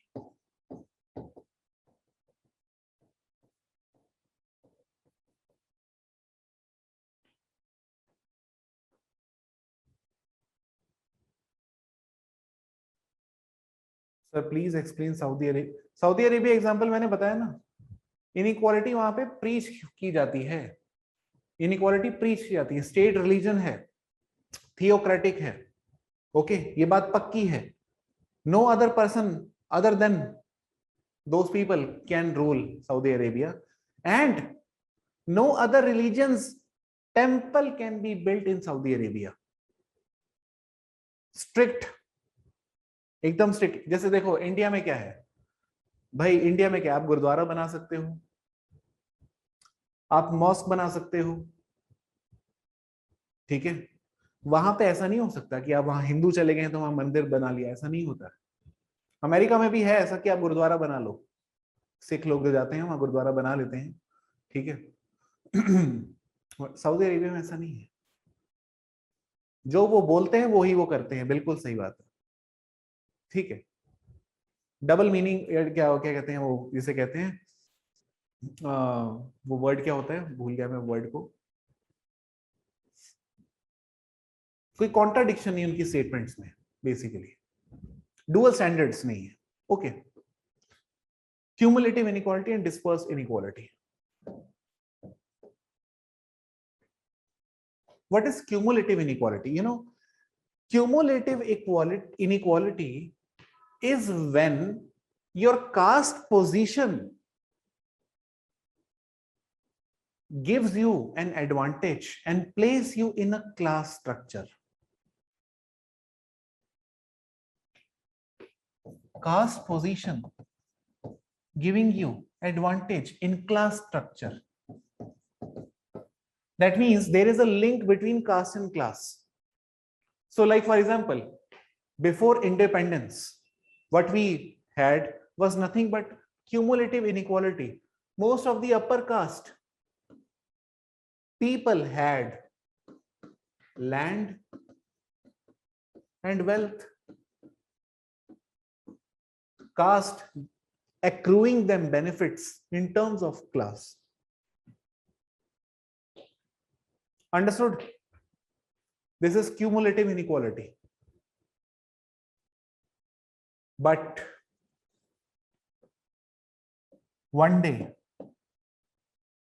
what happened? India gained freedom. So post independence, what happened?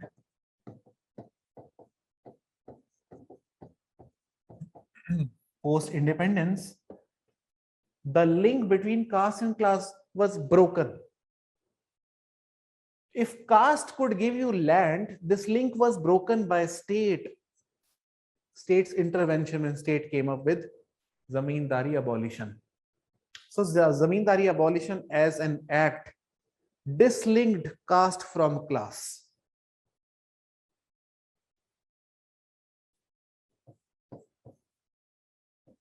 The link between caste and class is broken.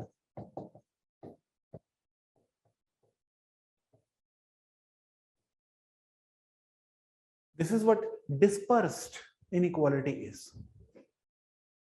Dispersed inequality. You know, think of right to education. Think like this. When everyone is given right to education, that means education is no more hoarded by a specific caste, open to everyone. When we have schools all over India, and anybody can take admission in those schools irrespective of their caste, that means caste no longer has link with their class. Any caste can become any class. Lower caste can become upper class. No more link is there between the caste and classes. Before independence, what we had was nothing but link between caste and class, completely intertwined with each other. Upper caste was upper class, middle caste were middle classes, and lower caste was lower class. This was what India was before independence. The prosperous were Brahmin Kshatriyas, the poor were the Shudras. The poorest of the poor were the untouchables. Okay.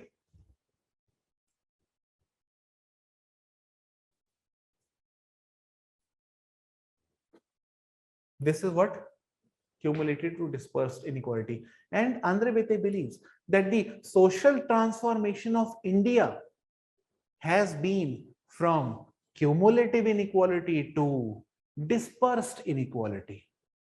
The social transformation of India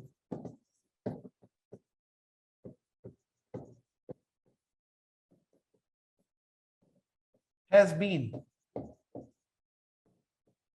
from cumulative to dispersed.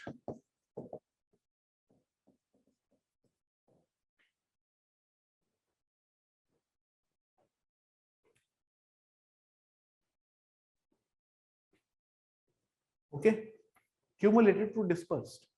This has what the social transformation of India been. Now,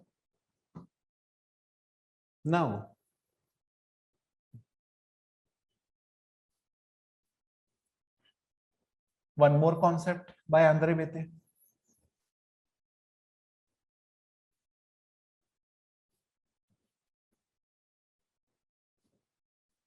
Very important concept. Reproduction of inequality.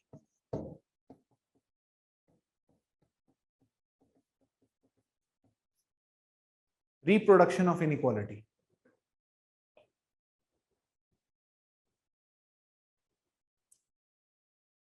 क्या bounce हो गया?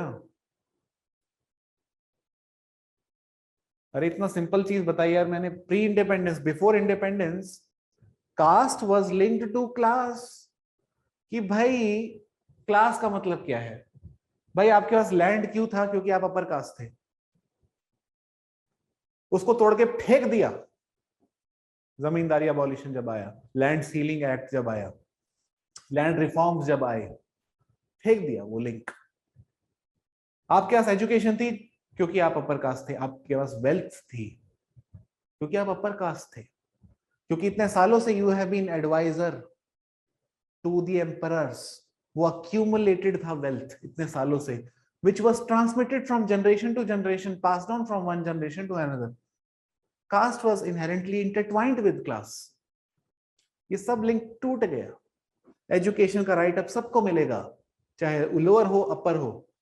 Land Lord अब कोई भी बन सकता है, lower हो या अपर हो. Okay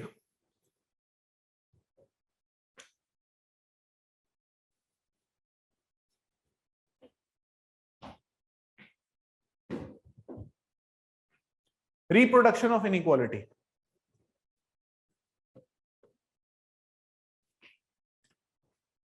Inequality is something that is reproduced from generation to generation. Generation to generation. You know, when you are born in a wealthy family, super rich family,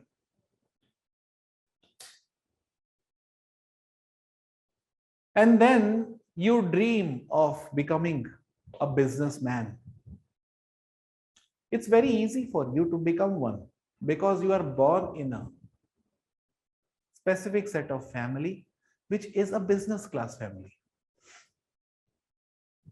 Since childhood you have been witness to the intricacies involved in the development of business. You have seen many people coming in over to your place, having discussion with your father. You had all the opportunities since childhood. You are son of a very famous Bollywood star. Again, you have opportunities available at your disposal. You can, in comparison to outsiders, can easily be a star in Bollywood.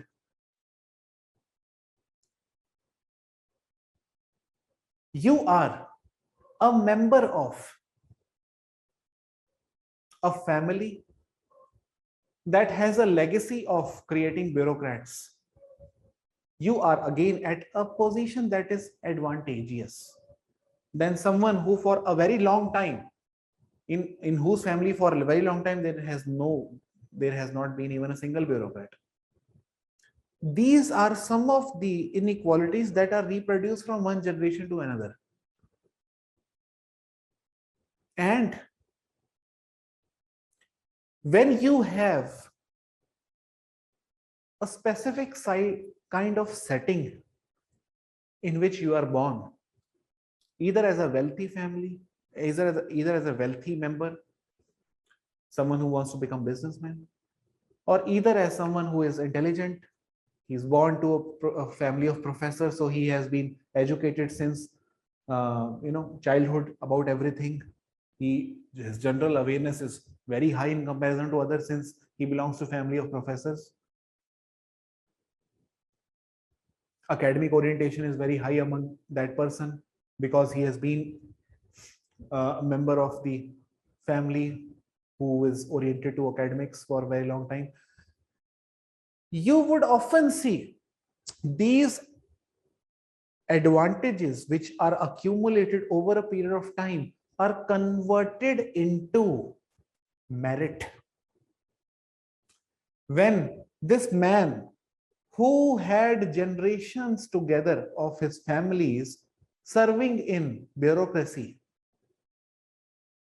for a very long time, when this man appeared in exam, made it in his first attempt or second attempt or whatever, or her second or first attempt, it will be called as merit.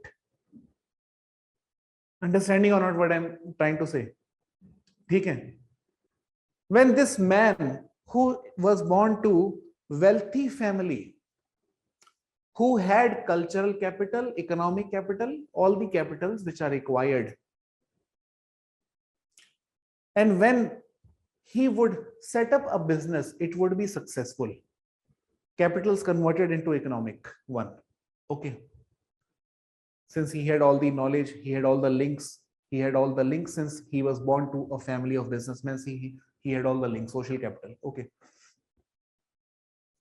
So similarly, in society, every man or a woman is born with advantages or disadvantages. If you are born to a family completely disadvantageous, a family that has been begging to sustain itself for years and generations, a legacy, a generation of beggars. What there is one scholar, Charles Murray, he calls as underclass of society, the underclass. Underclass है ये society का सबसे नीचे का हिस्सा. Generational unemployed, generationally unemployed. Okay. When you are born to this family, and you and the other person is born to a wealthy family, this is nothing but inequality is reproduced. And when both these people, the child of beggar and the child of that person, would appear in exam, that would be merit. Understanding or not? That would be legitimized in the name of meritocracy. This is what Andre Bete is trying to say. And he said finally that before independence, it was the caste that was the instrument that was reproducing inequality. Before independence, caste was the instrument of reproduction of inequality. Today, it is not the caste. Today is the family and school.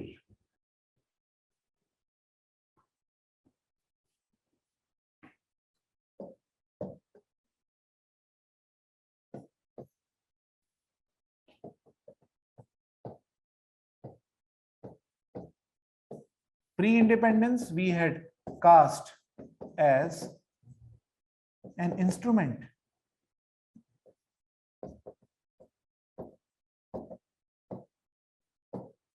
That reproduced inequality.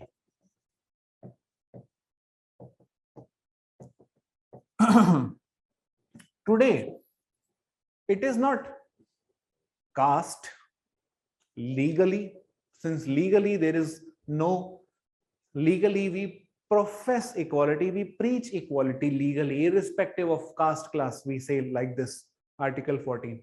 So article wise, if you look into India, you would see that there is no sanction on a caste. Everyone is given equal opportunity. Okay. But what happens unnaturally or unconsciously is nothing but the accumulated advantage of those people who were born to upper caste position and who had gained well education, who had gained Western education, who had spoken English, or who had gained English medium schooling or learning. These people, after independence, they gained power as well. Those were the people who gained power. If you look into Congress, Congress was nothing a party of elites. All the people in the Congress right after independence were upper caste Hindu men who could speak English. Most of them were Western educated. And that is nothing but reproduction of inequality. Although India is free, but Indians are not. Indians are still under the caste consciousness. In the name of equality, what was being professed was nothing but secular form of caste inequality. Because now India had gained freedom, freedom from everything, every traditional barrier. So what you can see at the surface, it seems like it is. India is free, but Andre Bete is enlightening us on the fact that inequality do not cease to exist. Inequalities कभी खत्म नहीं होती हैं. Inequalities के सिर्फ form बदलते हैं, उसके चेहरे बदलते हैं. Inequalities कभी खत्म नहीं होती. क्या बात कही आंद्रे बेटे ने. Write down. Andre Bete believed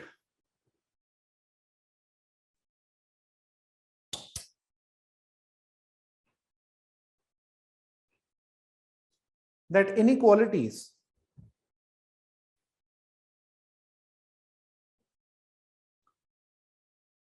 never cease to exist. Inequalities never cease to exist. इसका मतलब inequality कभी खत्म नहीं होएगी, कभी नहीं खत्म होएगी, चाहे हम जितना इक्वालिटी की बात कर लें. Inequalities never cease to exist. It will always change its form from one to another.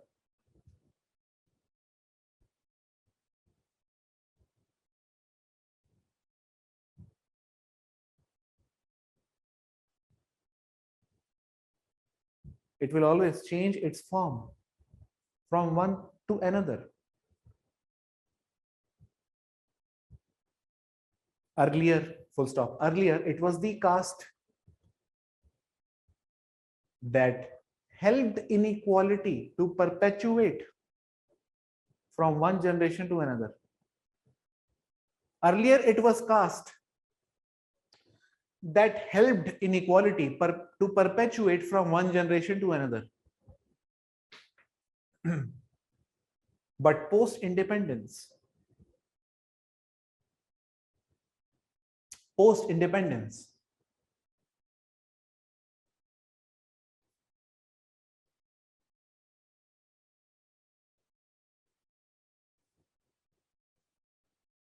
it was caste again in the name of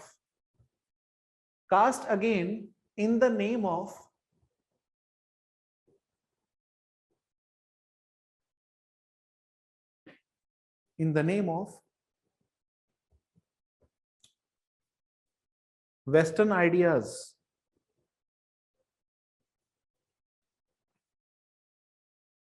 of equality, liberty, fraternity.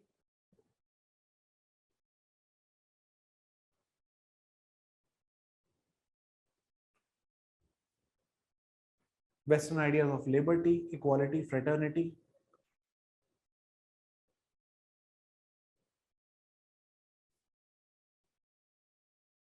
That was transmitted to the generations by schools. That was transmitted to the generations by the modern schools. Modern schools got established in India after independence. And modern schools का काम क्या था? What was the task given to modern schools? Modern schools का काम था to create enlightened being, to give opportunity to everyone. Okay, schools were run by the upper caste people again. Okay, this is what Andre Bete is telling, that every school, see, the fact is, who could open school?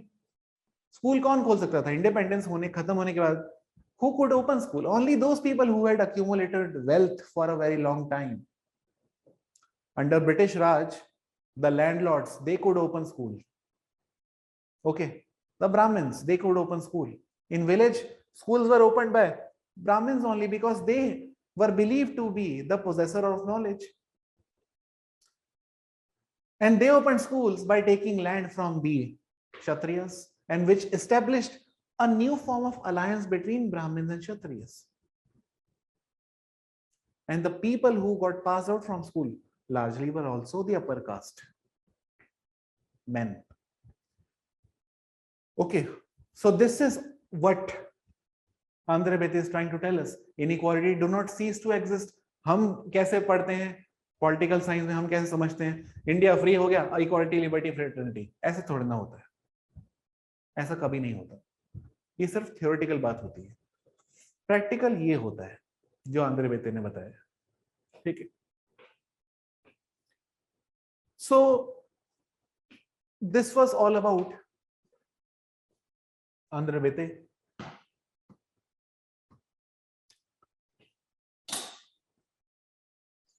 Now I'll take 2 minutes break, then I'll continue. Now,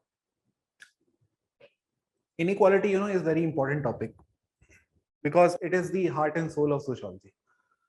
Sociology का जन्म inequality से ही तो हुआ था. तो inequality तो बड़ा important है. We have a person called as Ambedkar,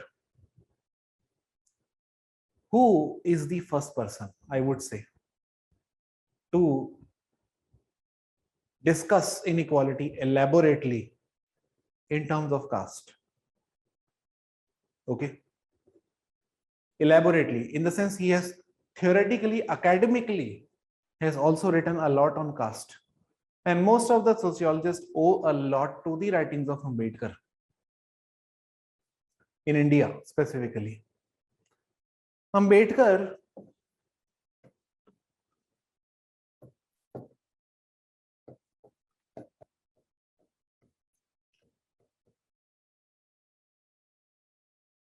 has talked about a concept called as graded inequality. Graded inequality.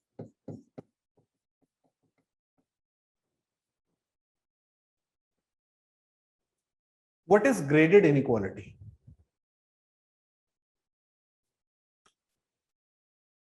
Graded inequality is a phenomena. A phenomena that places the horizontals into verticals.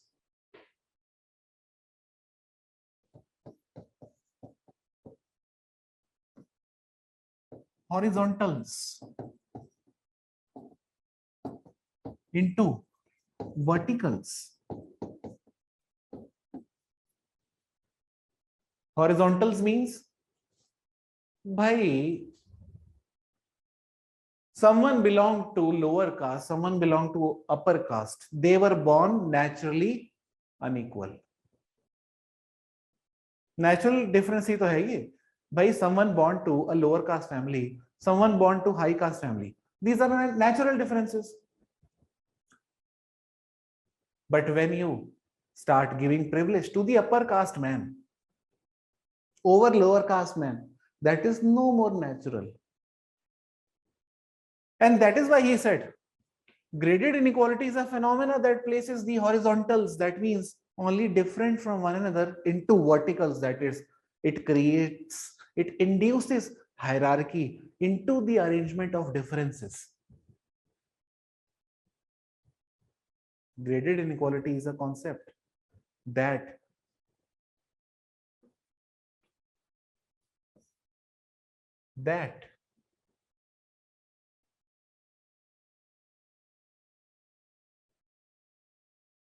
brings in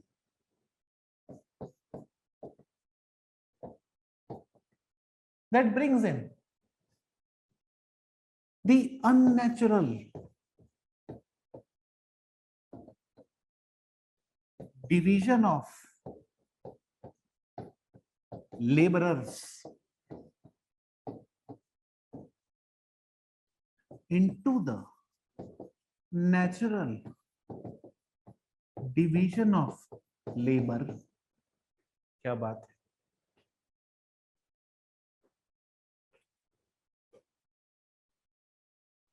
समझे इसका मतलब?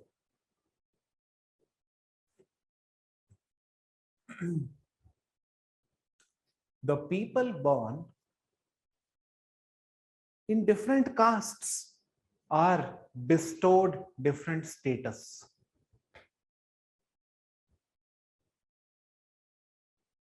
Natural division of labor is accompanied by unnatural division of laborers. And you see how graded inequality manifested itself in the pre-independence times. You see, देखो क्या होता था उस time पे. अगर आप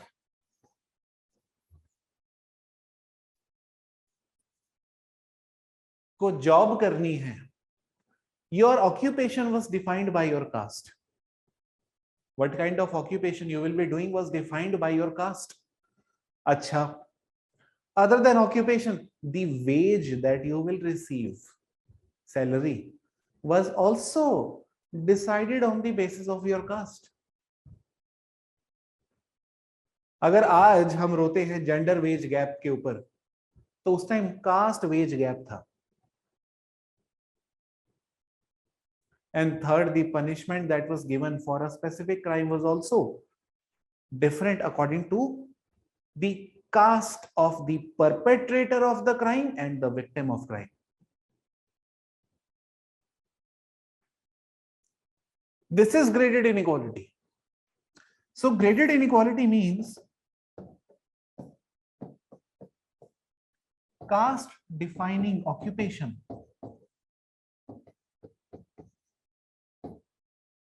caste defining wage, caste defining punishment for a crime, and caste also defining the perks and allowances in an occupation.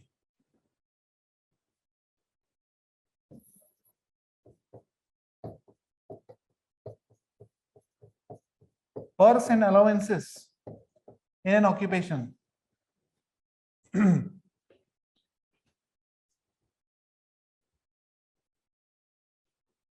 And therefore, Ambedkar believed that democracy cannot survive in India because the soil of India is hierarchy. Hierarchy is the soil of India. And on the soil that is hierarchy, we cannot nurture a plant that is democracy. क्या बात कही अम्बेडकर ने? जो मिट्टी ही cast से बनी है, उस मिट्टी में क्लास कैसे पैदा हो सकता है? And therefore he also believed that democracy and Hinduism are two opposite words. If you write democracy is antonym, you will find Hinduism on Google. ये उसने नहीं बोला, ये मैं बोल रहा हूँ उसकी तरफ से, कि अगर वो अम्बेडकर आज जिंदा होता गूगल के टाइम पे तो क्या बोल रहा होता कि if you write opposite of democracy, the opposite of democracy is Hinduism. Both cannot coexist together. Hinduism is based on graded inequality. Democracy is based on equality. Principles ही अलग है. And to have democracy in Hindu empire is nothing less than utopia. ये है अम्बेडकर. ठीक है sir. How this inequal? अरे यही तो बोला मैंने अभी, ग्रेडेड. यार तुम लोग, यार इतना बढ़िया मैं एक्सप्लेन करता हूं, उसके बाद भी इतने बेसिक सवाल, इतना बढ़िया एक्सप्लेन करने के बाद भी. भाई ये ग्रेड्स नहीं है क्या? किसका हाई ऑक्यूपेशन है, किसका लो ऑक्यूपेशन, किसकी वेज ज्यादा है, किसकी वेज कम है, किसको पनिशमेंट क्या मिलेगी, किसको नहीं मिलेगी, किसके पर्क ज्यादा होंगे, किसके कम होंगे, ग्रेड ही तो है. ठीक है.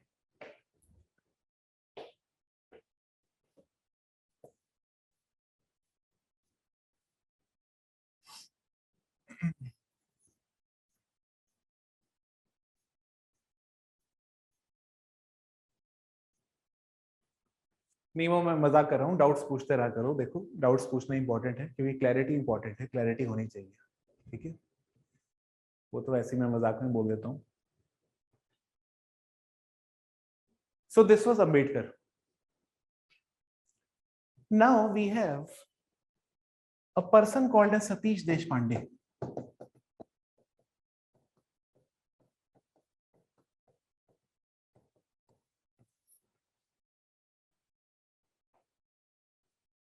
He is very great professor.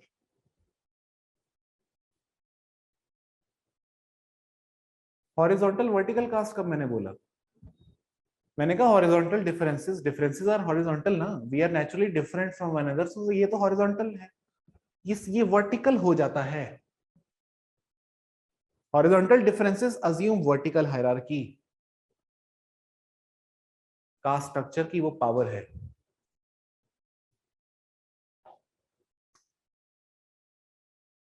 इनका आज कास्ट सेंसस पे एडिटोरियल आया है इंडियन एक्सप्रेस में. ये तो बहुत बड़े आदमी है यार.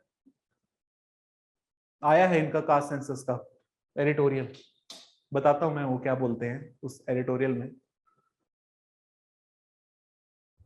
He is a professor from Delhi School of Economics, very well known, very prestigious professor, esteemed one. He was my tutor for 2 consecutive semesters. इन्होंने मेरी बहुत ली है, सीरियसली बात. ऊपर से नीचे तक. ठीक है, बट ठीक है, इस बहाने में सीखा, बहुत कुछ सीखा. पहले ही दिन उन्होंने मुझे बोल दिया था कि तुम इंजीनियर हो और सोशियोलॉजी में आ रहे हो, यूपीएससी वाले हो ना तुम, सच्ची सच्ची बोल दो. मैंने कहा सर देखो, यूपीएससी वाला मैं हूं, उसमें तो कोई डाउट नहीं है, बट मेरा मन है सर सोशियोलॉजी पढ़ने का, प्यार भी है सर सोशियोलॉजी के लिए. तो then he asked me few questions. Although Delhi School of Economics में interview is not a criteria, वो तो मार्क्स के बेसिस पे, but interview in the sense वो ऐसी इनफॉर्मल डिस्कशन, क्योंकि उस साल फॉर्चुनेटली और unfortunately he was admission in charge also in the department of sociology. But ठीक है, चलो इनकी बात मैं बाद में करूंगा. फिलहाल मैं इनका जो कॉन्सेप्ट है उसकी बात करता हूँ. He has given a concept called as exclusive inequality.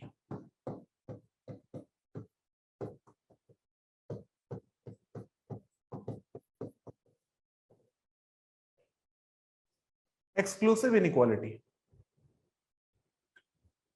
Exclusive inequality क्या होता है?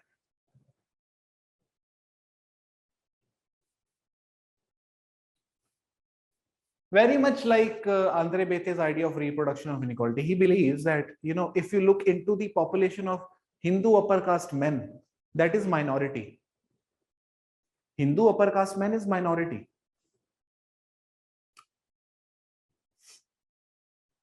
But if you see their representation in higher education, you will find them in majority. Hindu upper caste men, population wise, is a minority. But when you find their representation in higher education, you will find them in majority. ऐसा क्यों होता है? Why does it happen? जो लोग कम है population में, वो लोग ज्यादा दिख रहे हैं यूनिवर्सिटीज में. ऐसा कैसे हो रहा है? कितना बेसिक सवाल. He called this term as exclusive inequality. He is saying that upper caste Hindu men have the privilege to convert their accumulated cultural capitals into merit, which no other caste group has. Because upper caste Hindu men have been socialized for a very long time, generations to generations together, in terms of having good education, good skill, good command over language, knowledge. And these are the things which help them translate their capital, cultural, that was acquired through family and caste, into merit. Examination has one latent function. If you remember, I told you one thing. The latent function of examination, it converts privilege into merit. This is the latent function of examination, which Satish Deshpande sir has told us in the lexicon of Indian sociology. He is that person who talked about latent function of examination. Okay. So when you find minority, Hindu upper caste men in form of majority in higher education. Higher education का meaning क्या है कि भाई higher education किसको बोलते हैं हम? Is BTech higher education? Bachelors degree is bachelor higher education?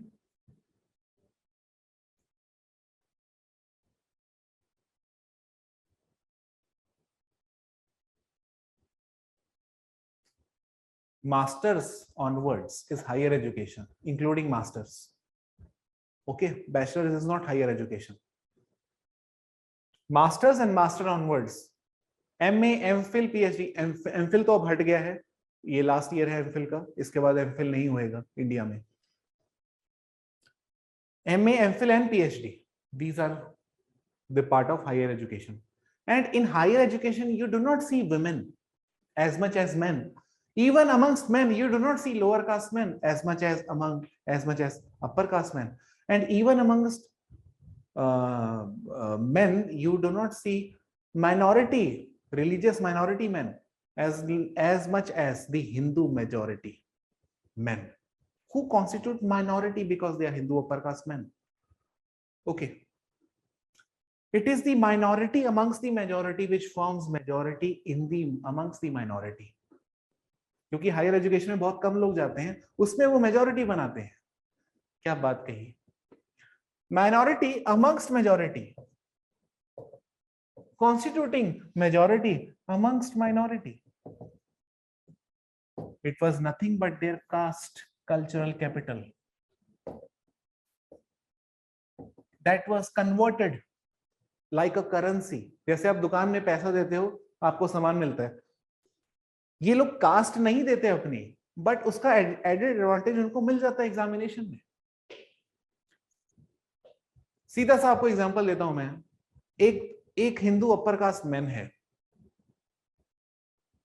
बचपन से उसकी सोशलाइजेशन ऐसी हुई पड़ी है कि he has the taste, he has developed a taste for novel reading, books, all those things. Okay, he has always been fascinated with the idea of accumulating knowledge. And when this person appears in the examination, to comprehend English paragraph for him would not be very difficult. In fact, I remember when this whole debate of Hindi versus English came here in India, although this debate has been there for a very long time, but specifically when it when it comes to UPSC in 2013, I think there was a debate between Hindi speaking and English speaking people. Okay. And how UPSC unconsciously favors English medium, although English medium people are in minority. The majority of India is Hindi speaking, and still it favors. This was the debate. So obviously, what I'm trying to tell you is that when you are acquainted with disciplines like this, sociology or social sciences, you get enlightened upon few things that you have seen but never seen with this lens. And only then you can be a participant member or active participant member of the civil society that can bring in change in the society. This is how this knowledge helps. So this knowledge helps you to become an enlightened member or a citizen of society. So Deshpande sir is telling this is nothing, basically 1/3 accumulating 2/3 is nothing but exclusive inequality.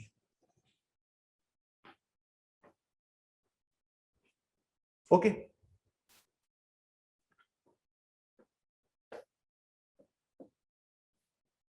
Now, let me talk about Deshpande sir. Acha, Deshpande sir has written one article today on Indian Express. In this article, Deshpande sir is asking very basic question. Who is afraid of caste census? अब मुझे पता है जिस tone में उन्होंने लिखा है वो वही टोन है. जब मैं उनका कुछ भी आर्टिकल पढ़ता हूं मुझे वो टाइम याद आता है जब मैं उनके साथ बैठता था. Who is afraid of caste census? Caste census, why caste census is not released? These Hindu upper caste men are afraid. Because when caste census would be released, people would come to know how this minority has actually usurped all the resources. And the hoarding that these people have done would be visible to everyone. And that is why caste census is not released. So that people do not develop anti-Brahminical consciousness again.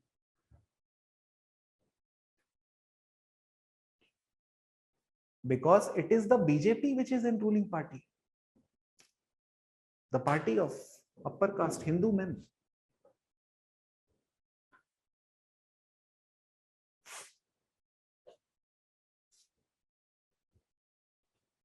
Sir, in the era of reservation, this is not absolute reality.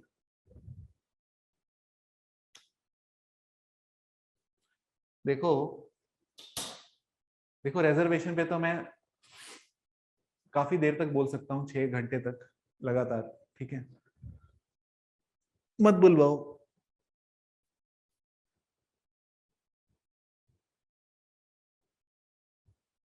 What is reservation? ये जो economically weaker section का जो reservation मिला है किसको मिला है? Generally we से it is not based on caste. यही हम बोलते हैं ना, economically weaker section reservation is not based on caste. This is what we say. The fact is, it is based only on caste, nothing else. Because reservation was given only to upper caste Hindu men. Those same people, सिर्फ उन्हीं को मिला है economically weaker section का reservation. Hindu upper caste. क्यों मिला? You know, when reservation was given to SC, ST and then gradually to OBCs, what happened? Do you know? अभी तुमको एक चीज पता चलेगी बड़ी जबरदस्त, चौंक जाओगे तुम लोग. When reservation was given to SC, ST and then gradually to OBC,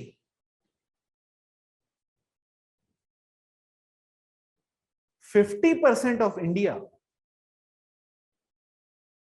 50% of India had now become a member of resources that they were excluded from for a very long time. These 50% constituted that community which for a very long time was excluded from these very resources. But when it was realized through regular caste census, when it was realized that these marginalized sections have actually taken lot of advantage of reservation and have now even superseded the dominant castes, to counterbalance that, economically weaker section was introduced amongst the upper caste people so that the upper caste people could restore their supremacy and hegemony.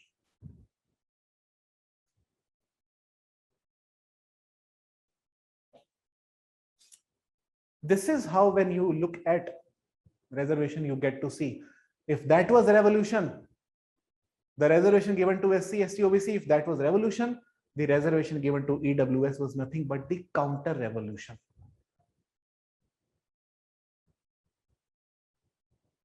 Counter revolution. How caste census would be a problem for upper caste में? अरे caste census ही तो हमें बताएगा।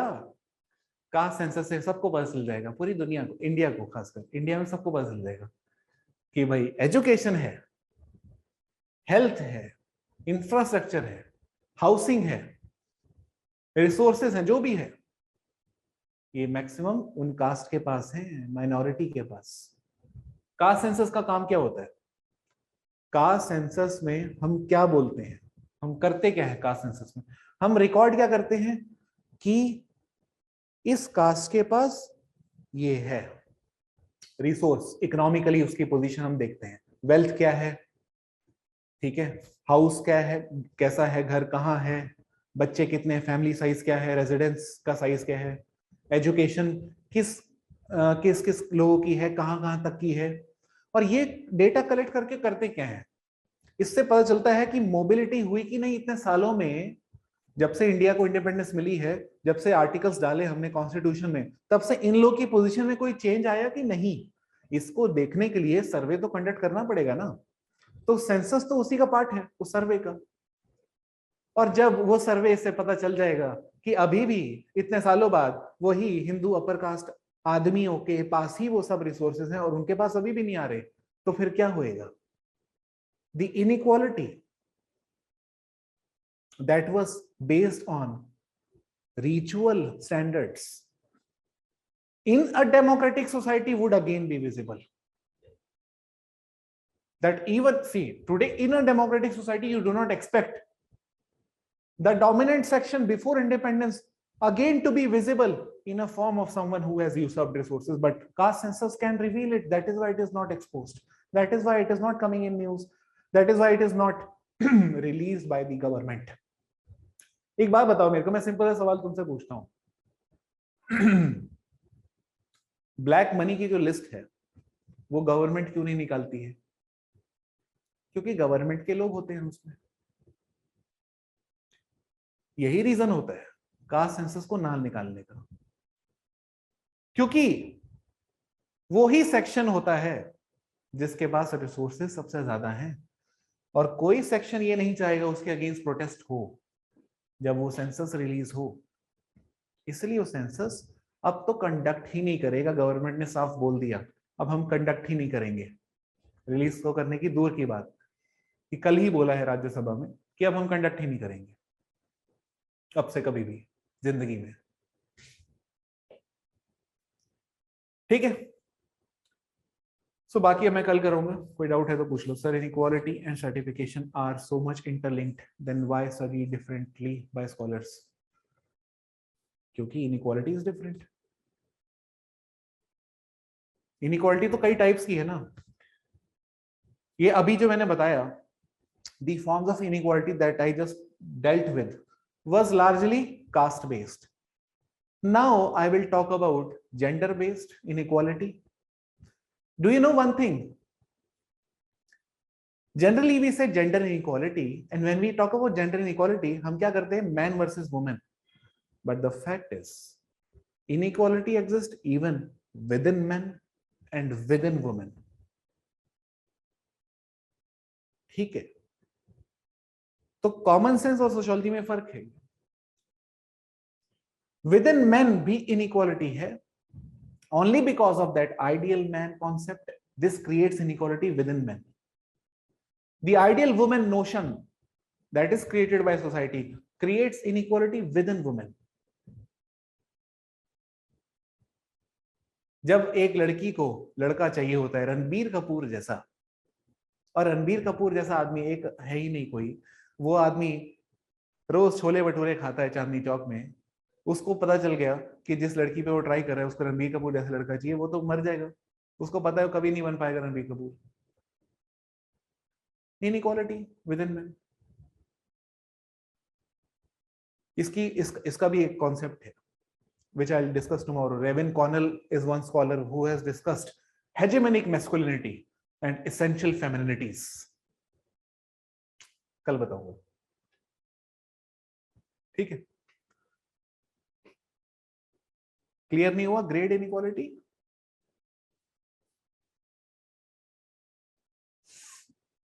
Grade inequality bring in unstructured to the natural. छोड़ो छोड़ो, ये sense clear हो गया ना, मेन चीज वो है। एक एक लाइन को मत अब वो सोचा करो इतना, ये सेंस क्लियर हो जाना चाहिए। सर वाओ, हाँ ये इनइक्वालिटी का कॉन्सेप्ट जो है with in gender, that is very interesting one. Okay चलो।